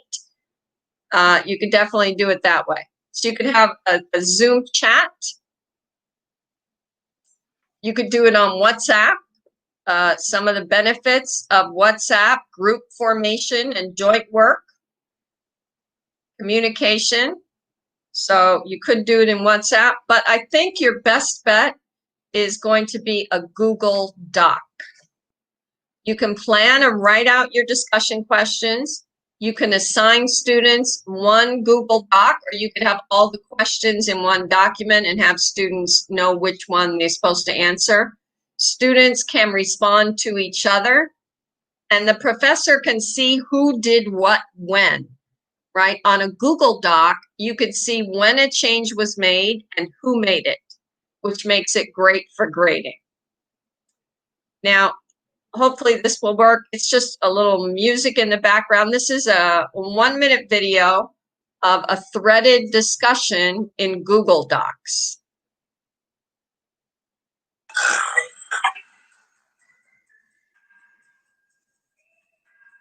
So you decide on your question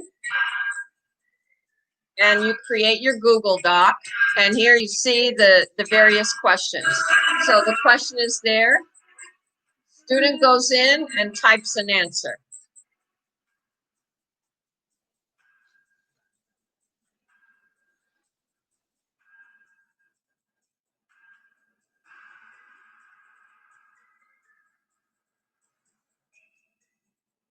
And you're telling your student how long you want that answer to be.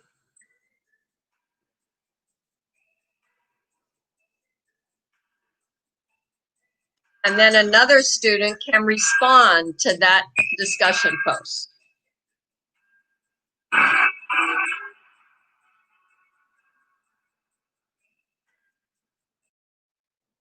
Okay. So let's talk about the 3 E's of online discussions: experience, engagement, and evaluation.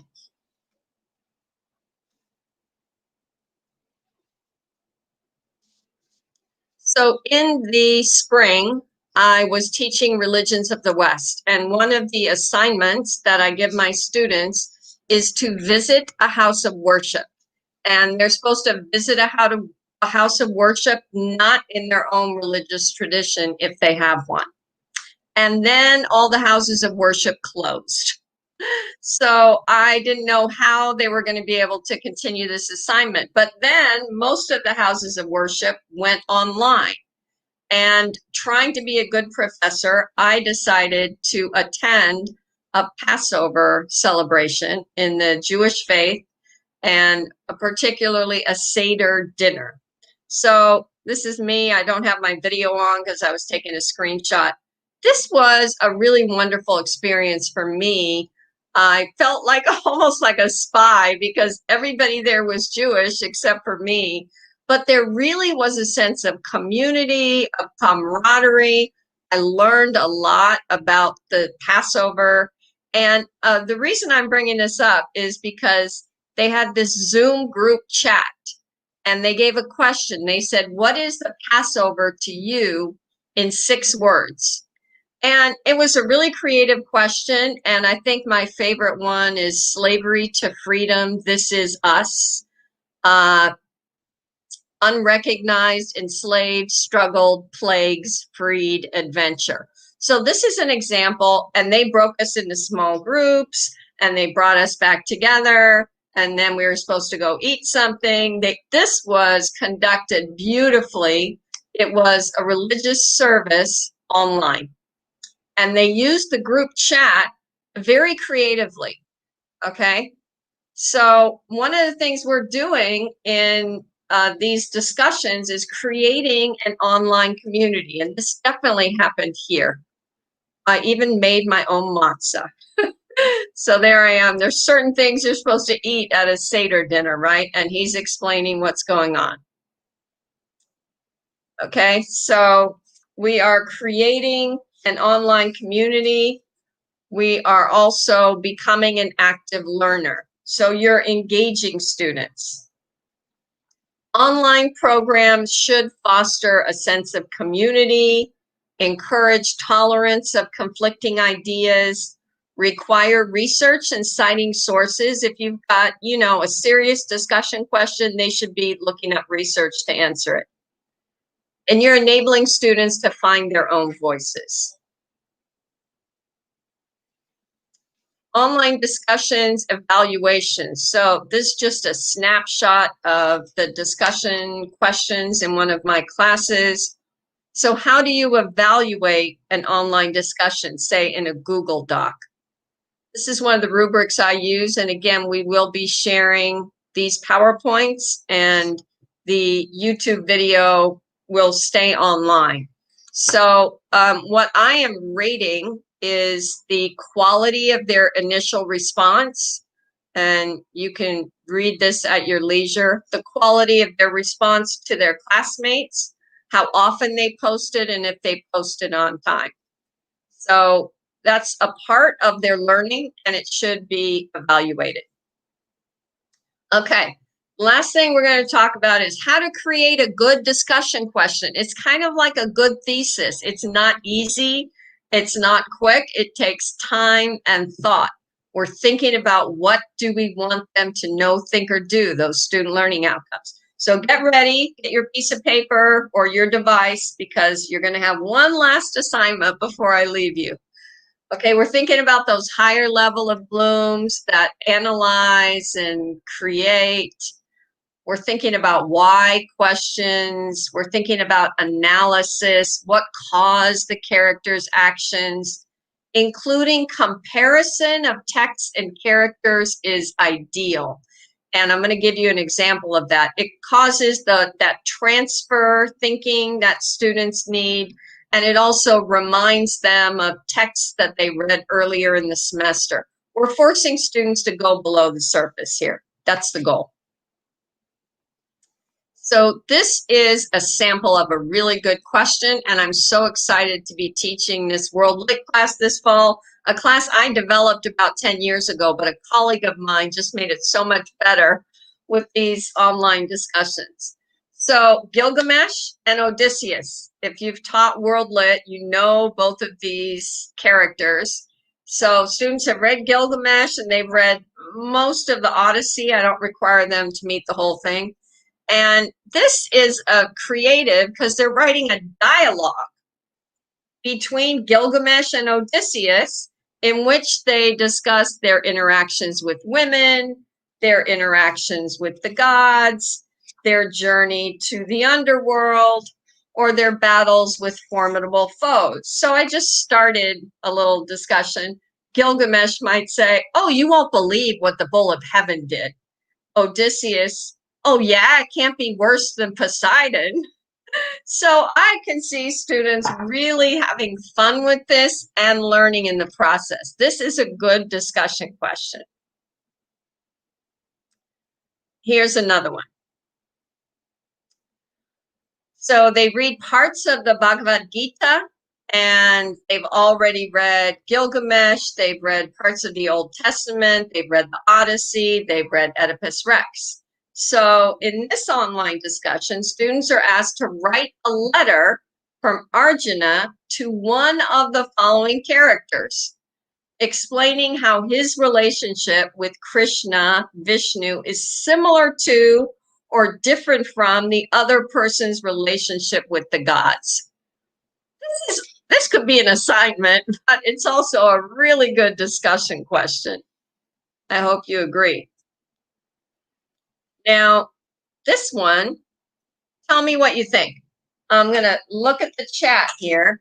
So, how is ethics reflected in the precepts of the world's major religions?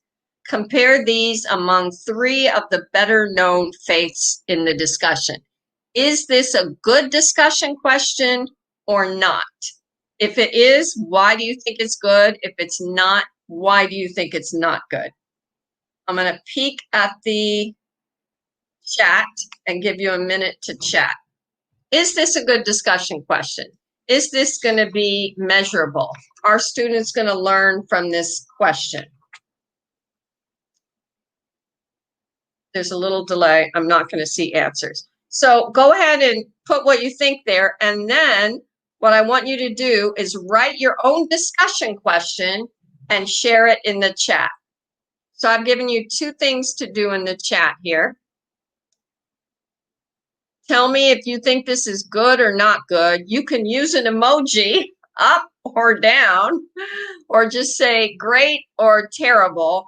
And then I want you to write your own discussion question for one of your classes. As we said at the beginning yesterday, you're thinking about one class that you're teaching this fall and all the things that you're learning. And as Professor Mitra said, you're not going to be able to do all these things. We don't do all these things, right? You're going to pick a couple of things that you're going to try out and see how they work, and then you're going to pick something else. No. Okay, I'm just going to take the one answer. Going back to this one, this is not a good discussion question, in my opinion. It's too broad, way too broad, right? How is ethics reflected in the precepts of the world's major religions? That's too broad. It's asking too much. And compare these among 3 of the better known faiths. I don't even know how to answer that question myself. I don't think that, I mean, compare this to the other ones that we looked at, very specific, you know, this is an example of not a great discussion question. So hopefully some of you are posting discussion questions in the chat. I want to see a couple of really good discussion questions. And as you're posting those, the last thing I'm going to cover is the professor's role. So if you're in a face-to-face class, you ask a question and they're going to have a discussion. Do you start a discussion and walk out of the room? No. You start a discussion, you listen, you ask more questions, you lead, you model. Same thing we should do online. We would never start a discussion and leave the room. At least I hope not, right? So don't do it online, right? We shouldn't dominate it and we shouldn't leave it. There's something in the middle. This is, and I teach professors how to teach online. I hope you can see this. I think the professor's role is to use the ABC method in discussions. Acknowledge something that the student has said, build on it by adding your own personal experiences, observations, or relevant content, and conclude with the question. This is the model I use when I'm responding to discussion posts. And if this works, I'm going to show you an online discussion in a class. And I think I'm going to have to stop sharing and go to another screen. This is the last thing I'm going to show you. And that is a sample of a discussion board in another class. Close the program. Thank you. Okay, I'm back. So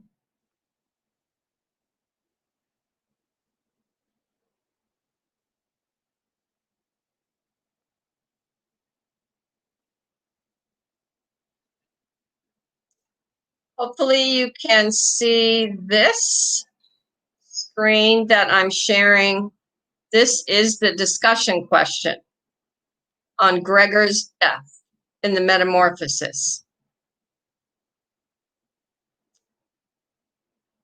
I'm looking for some discussion questions in the chat. I don't really see any yet. Somebody, does the end justify the means? Okay, that's good. Anybody else have a discussion question in here? No, okay. I shared my screen. Is this showing up?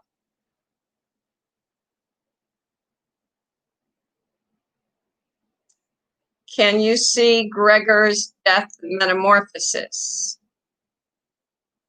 So the question is, what causes Gregor's death? How do his family members react to his death? I don't think you're seeing that.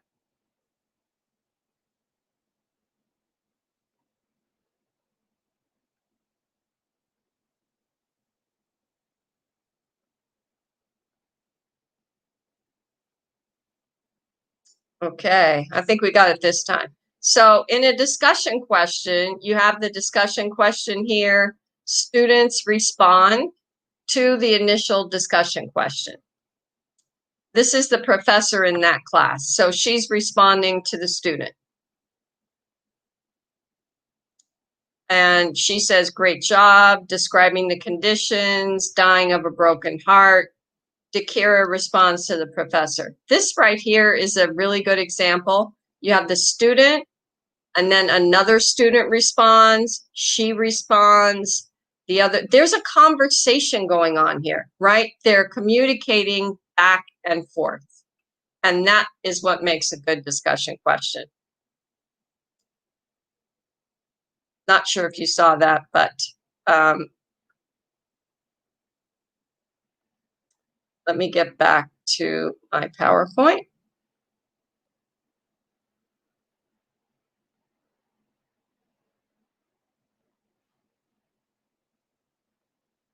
Okay. I am sharing my last screen here.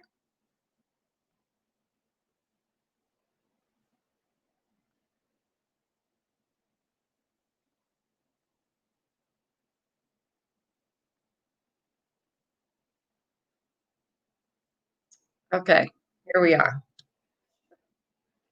So you need to keep in mind netiquette. So how do we behave when we're having these online discussions? We shouldn't use all caps. It's not appropriate. We should be polite in all communications. Address the professor properly. Use proper punctuation, spelling, and grammar. Submit files properly. Think before you type, and be kind and forgiving. This is what we call netiquette, or etiquette for the net. Okay, we started yesterday with the professor learning outcomes. So I hope most of you feel that you can describe backwards design, lecture in a variety of formats, choose from a variety of online platforms, create an effective discussion board, what we just went over, engage students using all of the online tools. Professor Mitra shared many of them. Utilize presentations like PowerPoint, Prezi, and enjoy remote teaching. And again, there's a copy of our resources here. And that concludes my presentation. And I am very happy to join and answer any questions that are shared. Thank you very much.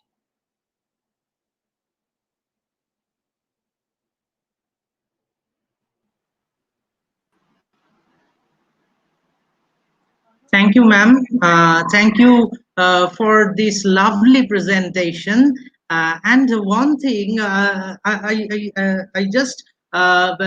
was so beautiful and it was so relatable that you have pointed out about the small groups. And these small groups, the concept of small groups in this classroom are very effective, as we can say here. And another thing that I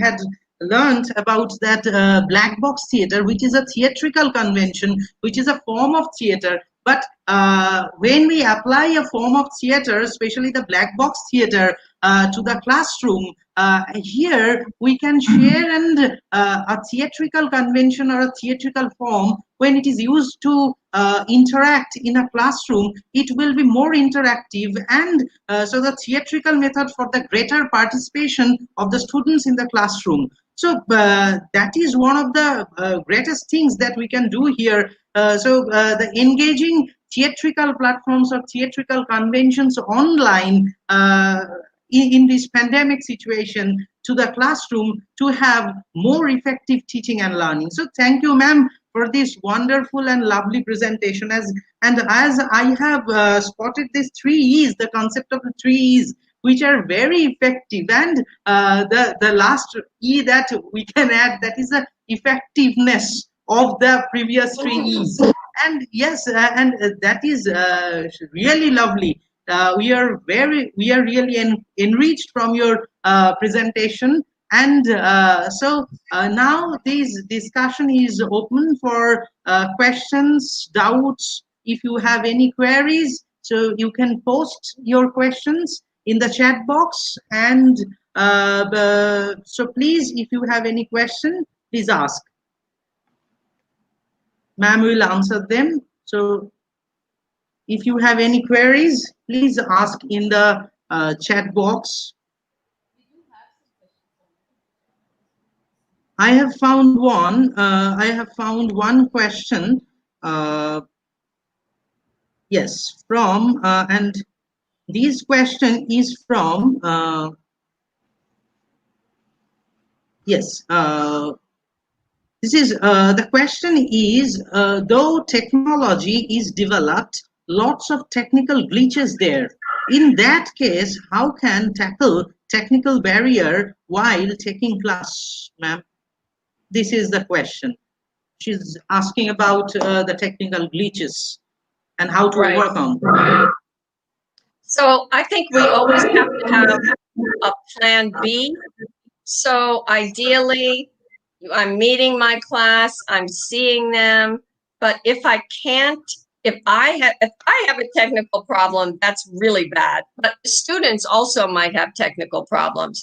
So I think the plan B is the less tech-heavy alternative, and that is emailing students assignments, calling them on the phone, talking to them.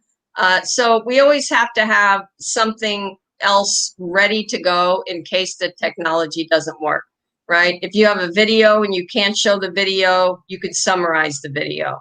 If you have an assignment, I mean, I'm not going to resort to mailing things. I mean, if you talk about distance education, when it started 40 or 50 years ago, it was by mail. I don't think we have to go back that far, but, you know, I think you have to be ready with an alternative. And that might be going on WhatsApp and having a call with the class. That might be emailing an assignment if you can't get it to them in another form. Hopefully we don't have to go back to actually mailing it to them. Okay, thank you, ma'am. We have another question from Nawaz Sharif, who is asking, how can we ensure the learning outcome at the online environment where there is hardly any kind of chance to monitor the learning situation? This is a question by Nawaz Sharif. I'll take that first, and then I'll let Professor Mitra come in. For those of us who have colleges that have learning management systems, they have proctoring software, right? So if our students are taking an exam, their computer is, there's a couple of different ways to do that. Their computer is shut down, so they can't go on other screens. A really fancy proctoring software that is expensive is when they log in, they have their webcam on, and there's actually somebody in an office somewhere watching them take that exam.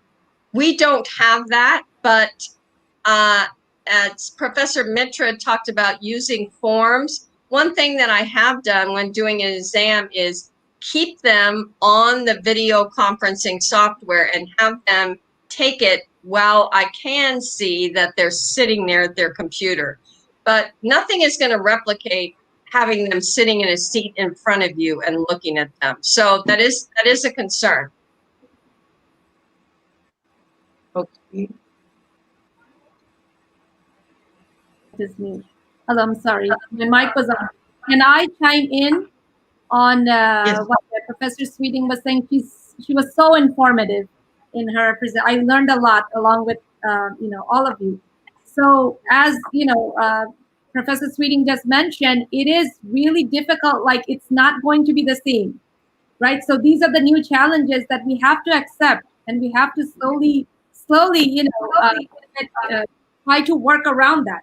So when I was talking in my presentation, I mentioned like assessments and frequent checkpoints, these frequent assessments all through the process to measure. So the learning outcomes is actually about, you have to create like, how are you measuring what the students are supposed to learn, right? And I know like for a lot of you, it is only through the standardized tests at the end, like a bulk of it that's being measured. But I think in an online learning environment, you cannot just depend on that, right? So you have to have multiple ways of measuring their learning. And, so that's what's going to give you, as I said, sometimes it's not just one essay, but if you have like a small quiz, if you have interactive discussions and put some grades even into that, or just their voice recording, or just them sending like a blog where they're actually like a Flipgrid where they're actually saying what they learned. Multiple ways, your students best, and you can tell if they achieved what they achieved. So to measure that outcome, instead of depending on that one test or quiz where there's a chance you cannot see the learning environment, if you have those multiple measures, it's more difficult for them, to get that outside help. And somewhere you can see what they learned in the process. Okay, thank you, ma'am. Or no? Sorry? Am I audible? Sorry? Am I audible? No, sir, it's not clear, sir. Not Sir, clear. it's not clear. Not audible. Sir, you are audible, but it's not clear. We can't hear you, sir. Actually, I Subrata, yes.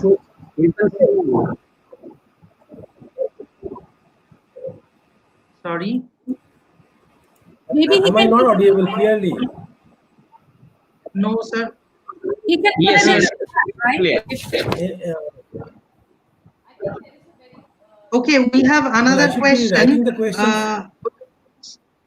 Sir, we have another question from Saurav Malakar, and this question is to Professor Mitra. Do students, and his question is, do students need to have email IDs to join a Zoom meeting hosted by a teacher having the link shared? The technical question. They share through the link. They just share through the link, but to join, Professor Mitra, they have to use email, some form of email, right? Because the teacher, where is the teacher sending the link? They're sending it to the emails. So some email they have to create some email account to access that link.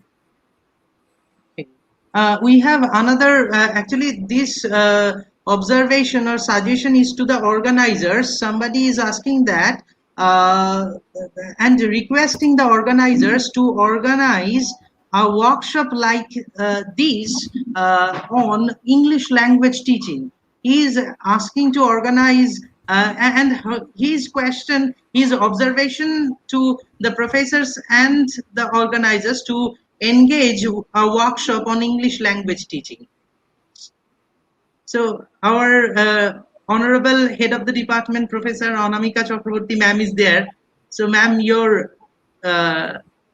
we need your, yes, ma'am, we can't hear you.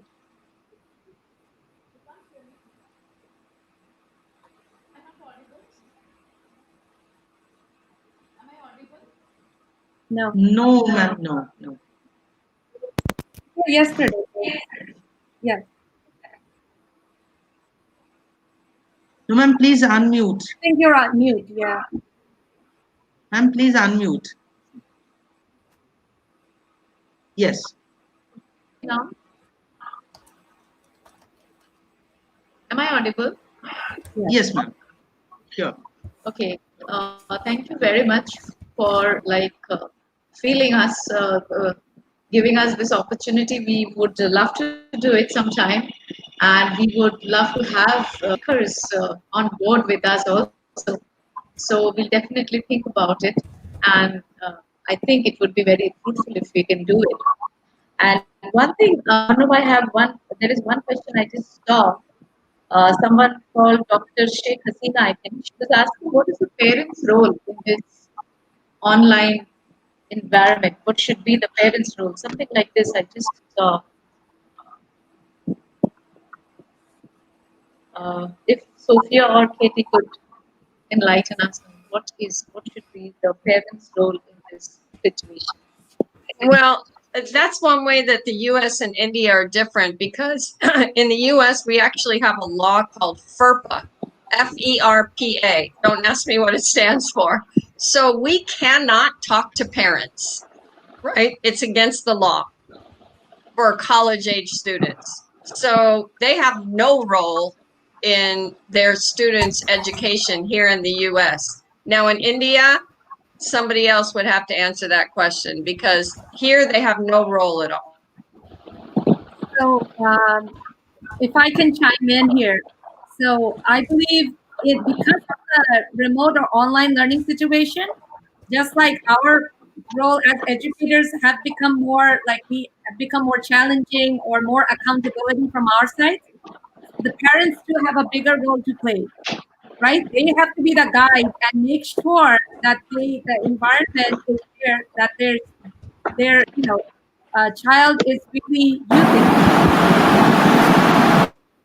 just frequent quick checks. And I think Katie was mentioning this earlier, like if you ask your child after their day's learning is over, what did you learn? How did it go? Were there any problems? Is there anything I can help? Just these simple conversations every day will be those checkpoints to make sure that it helps the student to reflect, and it also gives them that feeling that, yeah, they also have like, a guardian at home who's looking out and making sure that they're doing what they're supposed to be doing. And I think that applies even to normal class learning. The more you are engaged in your child's learning, the better, output you get. Okay, ma'am. We have another question from Professor Subroto Rai, and he's asking that, and his question is for Professor Mitra. Self-motivation is an e-learning essential requirement. However, many online learners lack it. How can this issue be better handled? Trust me, if I knew that answer, all the problems would be solved. I tell my students the first day, okay? So this is somehow how I create that environment of expectation, that if you're thinking that because it's online learning, it's going to be easier, that you can just log in sometime and just, it's not about a classroom where you're sitting and having to go through the class. You're in for a big surprise, because for online learning, more responsibility is on the student. They have to meet the pace. They have to be more self-directed, right? And a lot of students can't, they have problems grappling with that. They end up saying, oh, I didn't know there was, this is even more than a face-to-face time class. So what I say, create those expectations day one in your syllabus, in your announcements, in your policy. This is the amount of time of work you are expected to do if you want to end with a good grade or score or whatever, so that they know from day one. Number two, see all those engagement tools we used. The reason for using that, we can just do it. Nothing beats like a textbook, right? We learned the old way. But unless you give them that kind of motivation, and it's, as I said, a different generation of students with so much of media available, that you have to see what they can connect to and make those available to them. Okay, you're not comfortable writing, or you wrote one, do the vlog. Try this, try that. Do a real life, go teach someone or show how this is used in a real life experience. Build your resume. If you're applying for a job, what kind of presentation would you be doing? And so if we hit these different kind of areas and those higher level learning tools, they will ultimately be engaged. Like that's the whole purpose of, what we're trying to do, achieve. That's it. Yes, thank you, ma'am. We have another question from Ashok Kumar Chaudhary, and he's asking that, do you think that the government machinery is to be made more streamlined to provide the online education in the remote areas? Kay, do you want to answer that? Not really. Yeah, I don't want to tell the Indian government what to do. Well, yeah, it's a very political question in a way, but you know, I'm a very staunch advocate for online learning, and there are challenges always, but as we see, we are where we are because of technology. If there was no technology right now, we wouldn't be having what we are having. We wouldn't be able to continue, right? The way we are continuing. Like after March, the world would have been at a stop if this was not possible. So yes, like it or not, and I know it's difficult. It's easy for us to sit here and say from a first, you know, you need to have all your remote places have online learning. It's not that simple, but where there is a will, there is a way, right? A country like India is providing the technological support for the, you know, the rest of the world. We all know that. So it is achievable. And you raise one child properly, you raise the economy, you raise the society. The government has to keep that in mind. And we are using these platforms also to make a point. Okay, coming from a third world country, I think it's very important, you know, if we can have someone like Katie Swinning love our country and try to respect and, you know, give her time for its upliftment, why can't our own government do that for our own country? So thanks for raising that question, sir. Okay. Thank you. We have a last question for today, and this is a question from Professor Subrata Rai to Katie ma'am. His question is, given the pros and cons of online learning in this pandemic situation, causing the gap between learning objectives and learning outcomes wider or narrower, we have to understand this gap, as I feel. Yes, this is a question and also an observation, sir. Yeah. I think there are gaps and they are widening. In our country, it's between what we call the haves and the have-nots. So if we have a student that's from a lower income, that does not have free Wi-Fi at home, a student who does not have access to a computer at home, it's a lot more difficult for that student to be successful. And unfortunately, the gaps will widen between those who have access and knowledge of technology and those who don't. At my college, we are doing everything that we can to support all students. We are giving out, we got government money, speaking of the government, through the CARES Act, we got government money and we're giving out Chromebooks to all students who don't have them. And also some of the phone companies have offered free Wi-Fi during this pandemic. So there are things that are being done to lessen that gap, but unfortunately, I think there is a gap. And if we're not aware of it and we don't take preventive measures, it will widen. So it's up to us to make sure that all of our students have access and to meet our students where they are. And when possible, to remove those barriers to access. Okay, thank you, ma'am. And thank you for all the questions and your observations and suggestions. So now it's time for the valedictory session of our two-day webinar. And for the last 2 days, we have learned and enjoyed a lot from you, ma'am.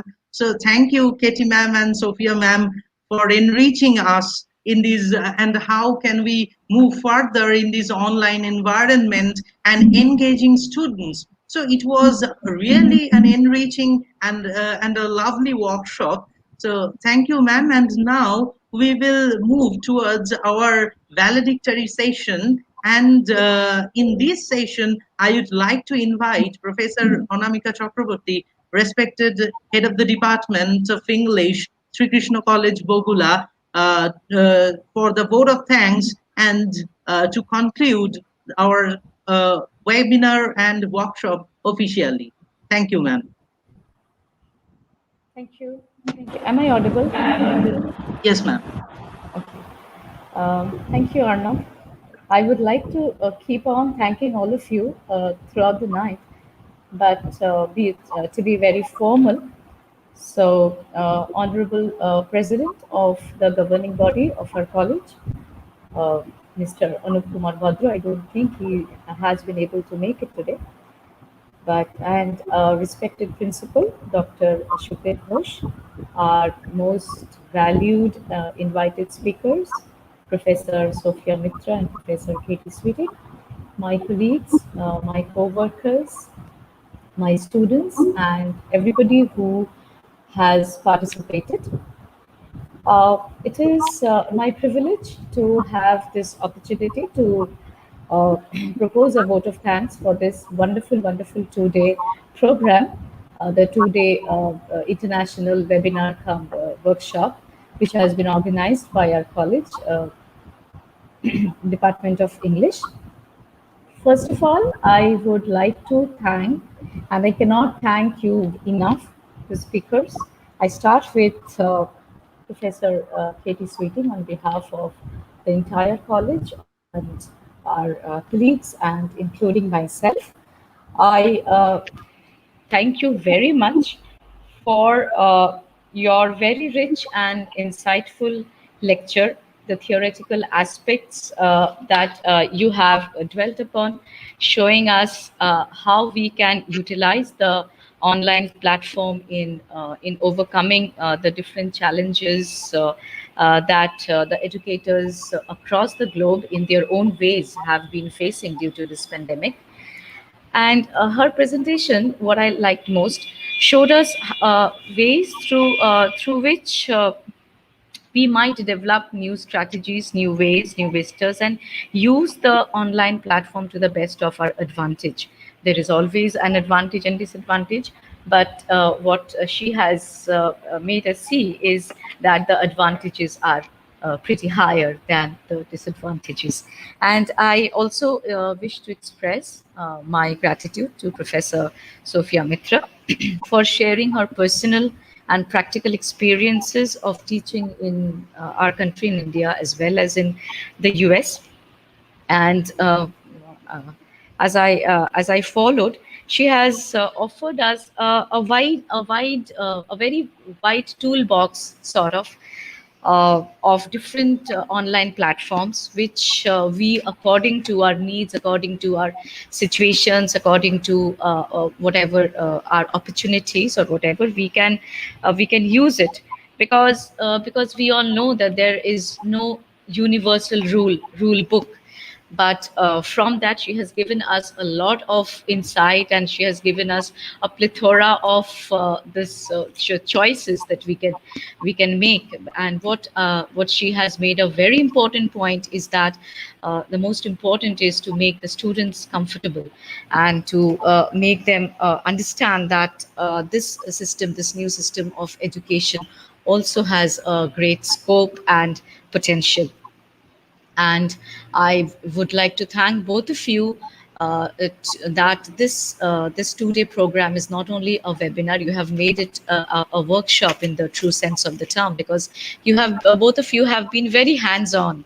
Like you have given us very practical, like you have shown us how to do things and how to go about it, how to upload, how to everything, very basic to very far off things. But it has been great.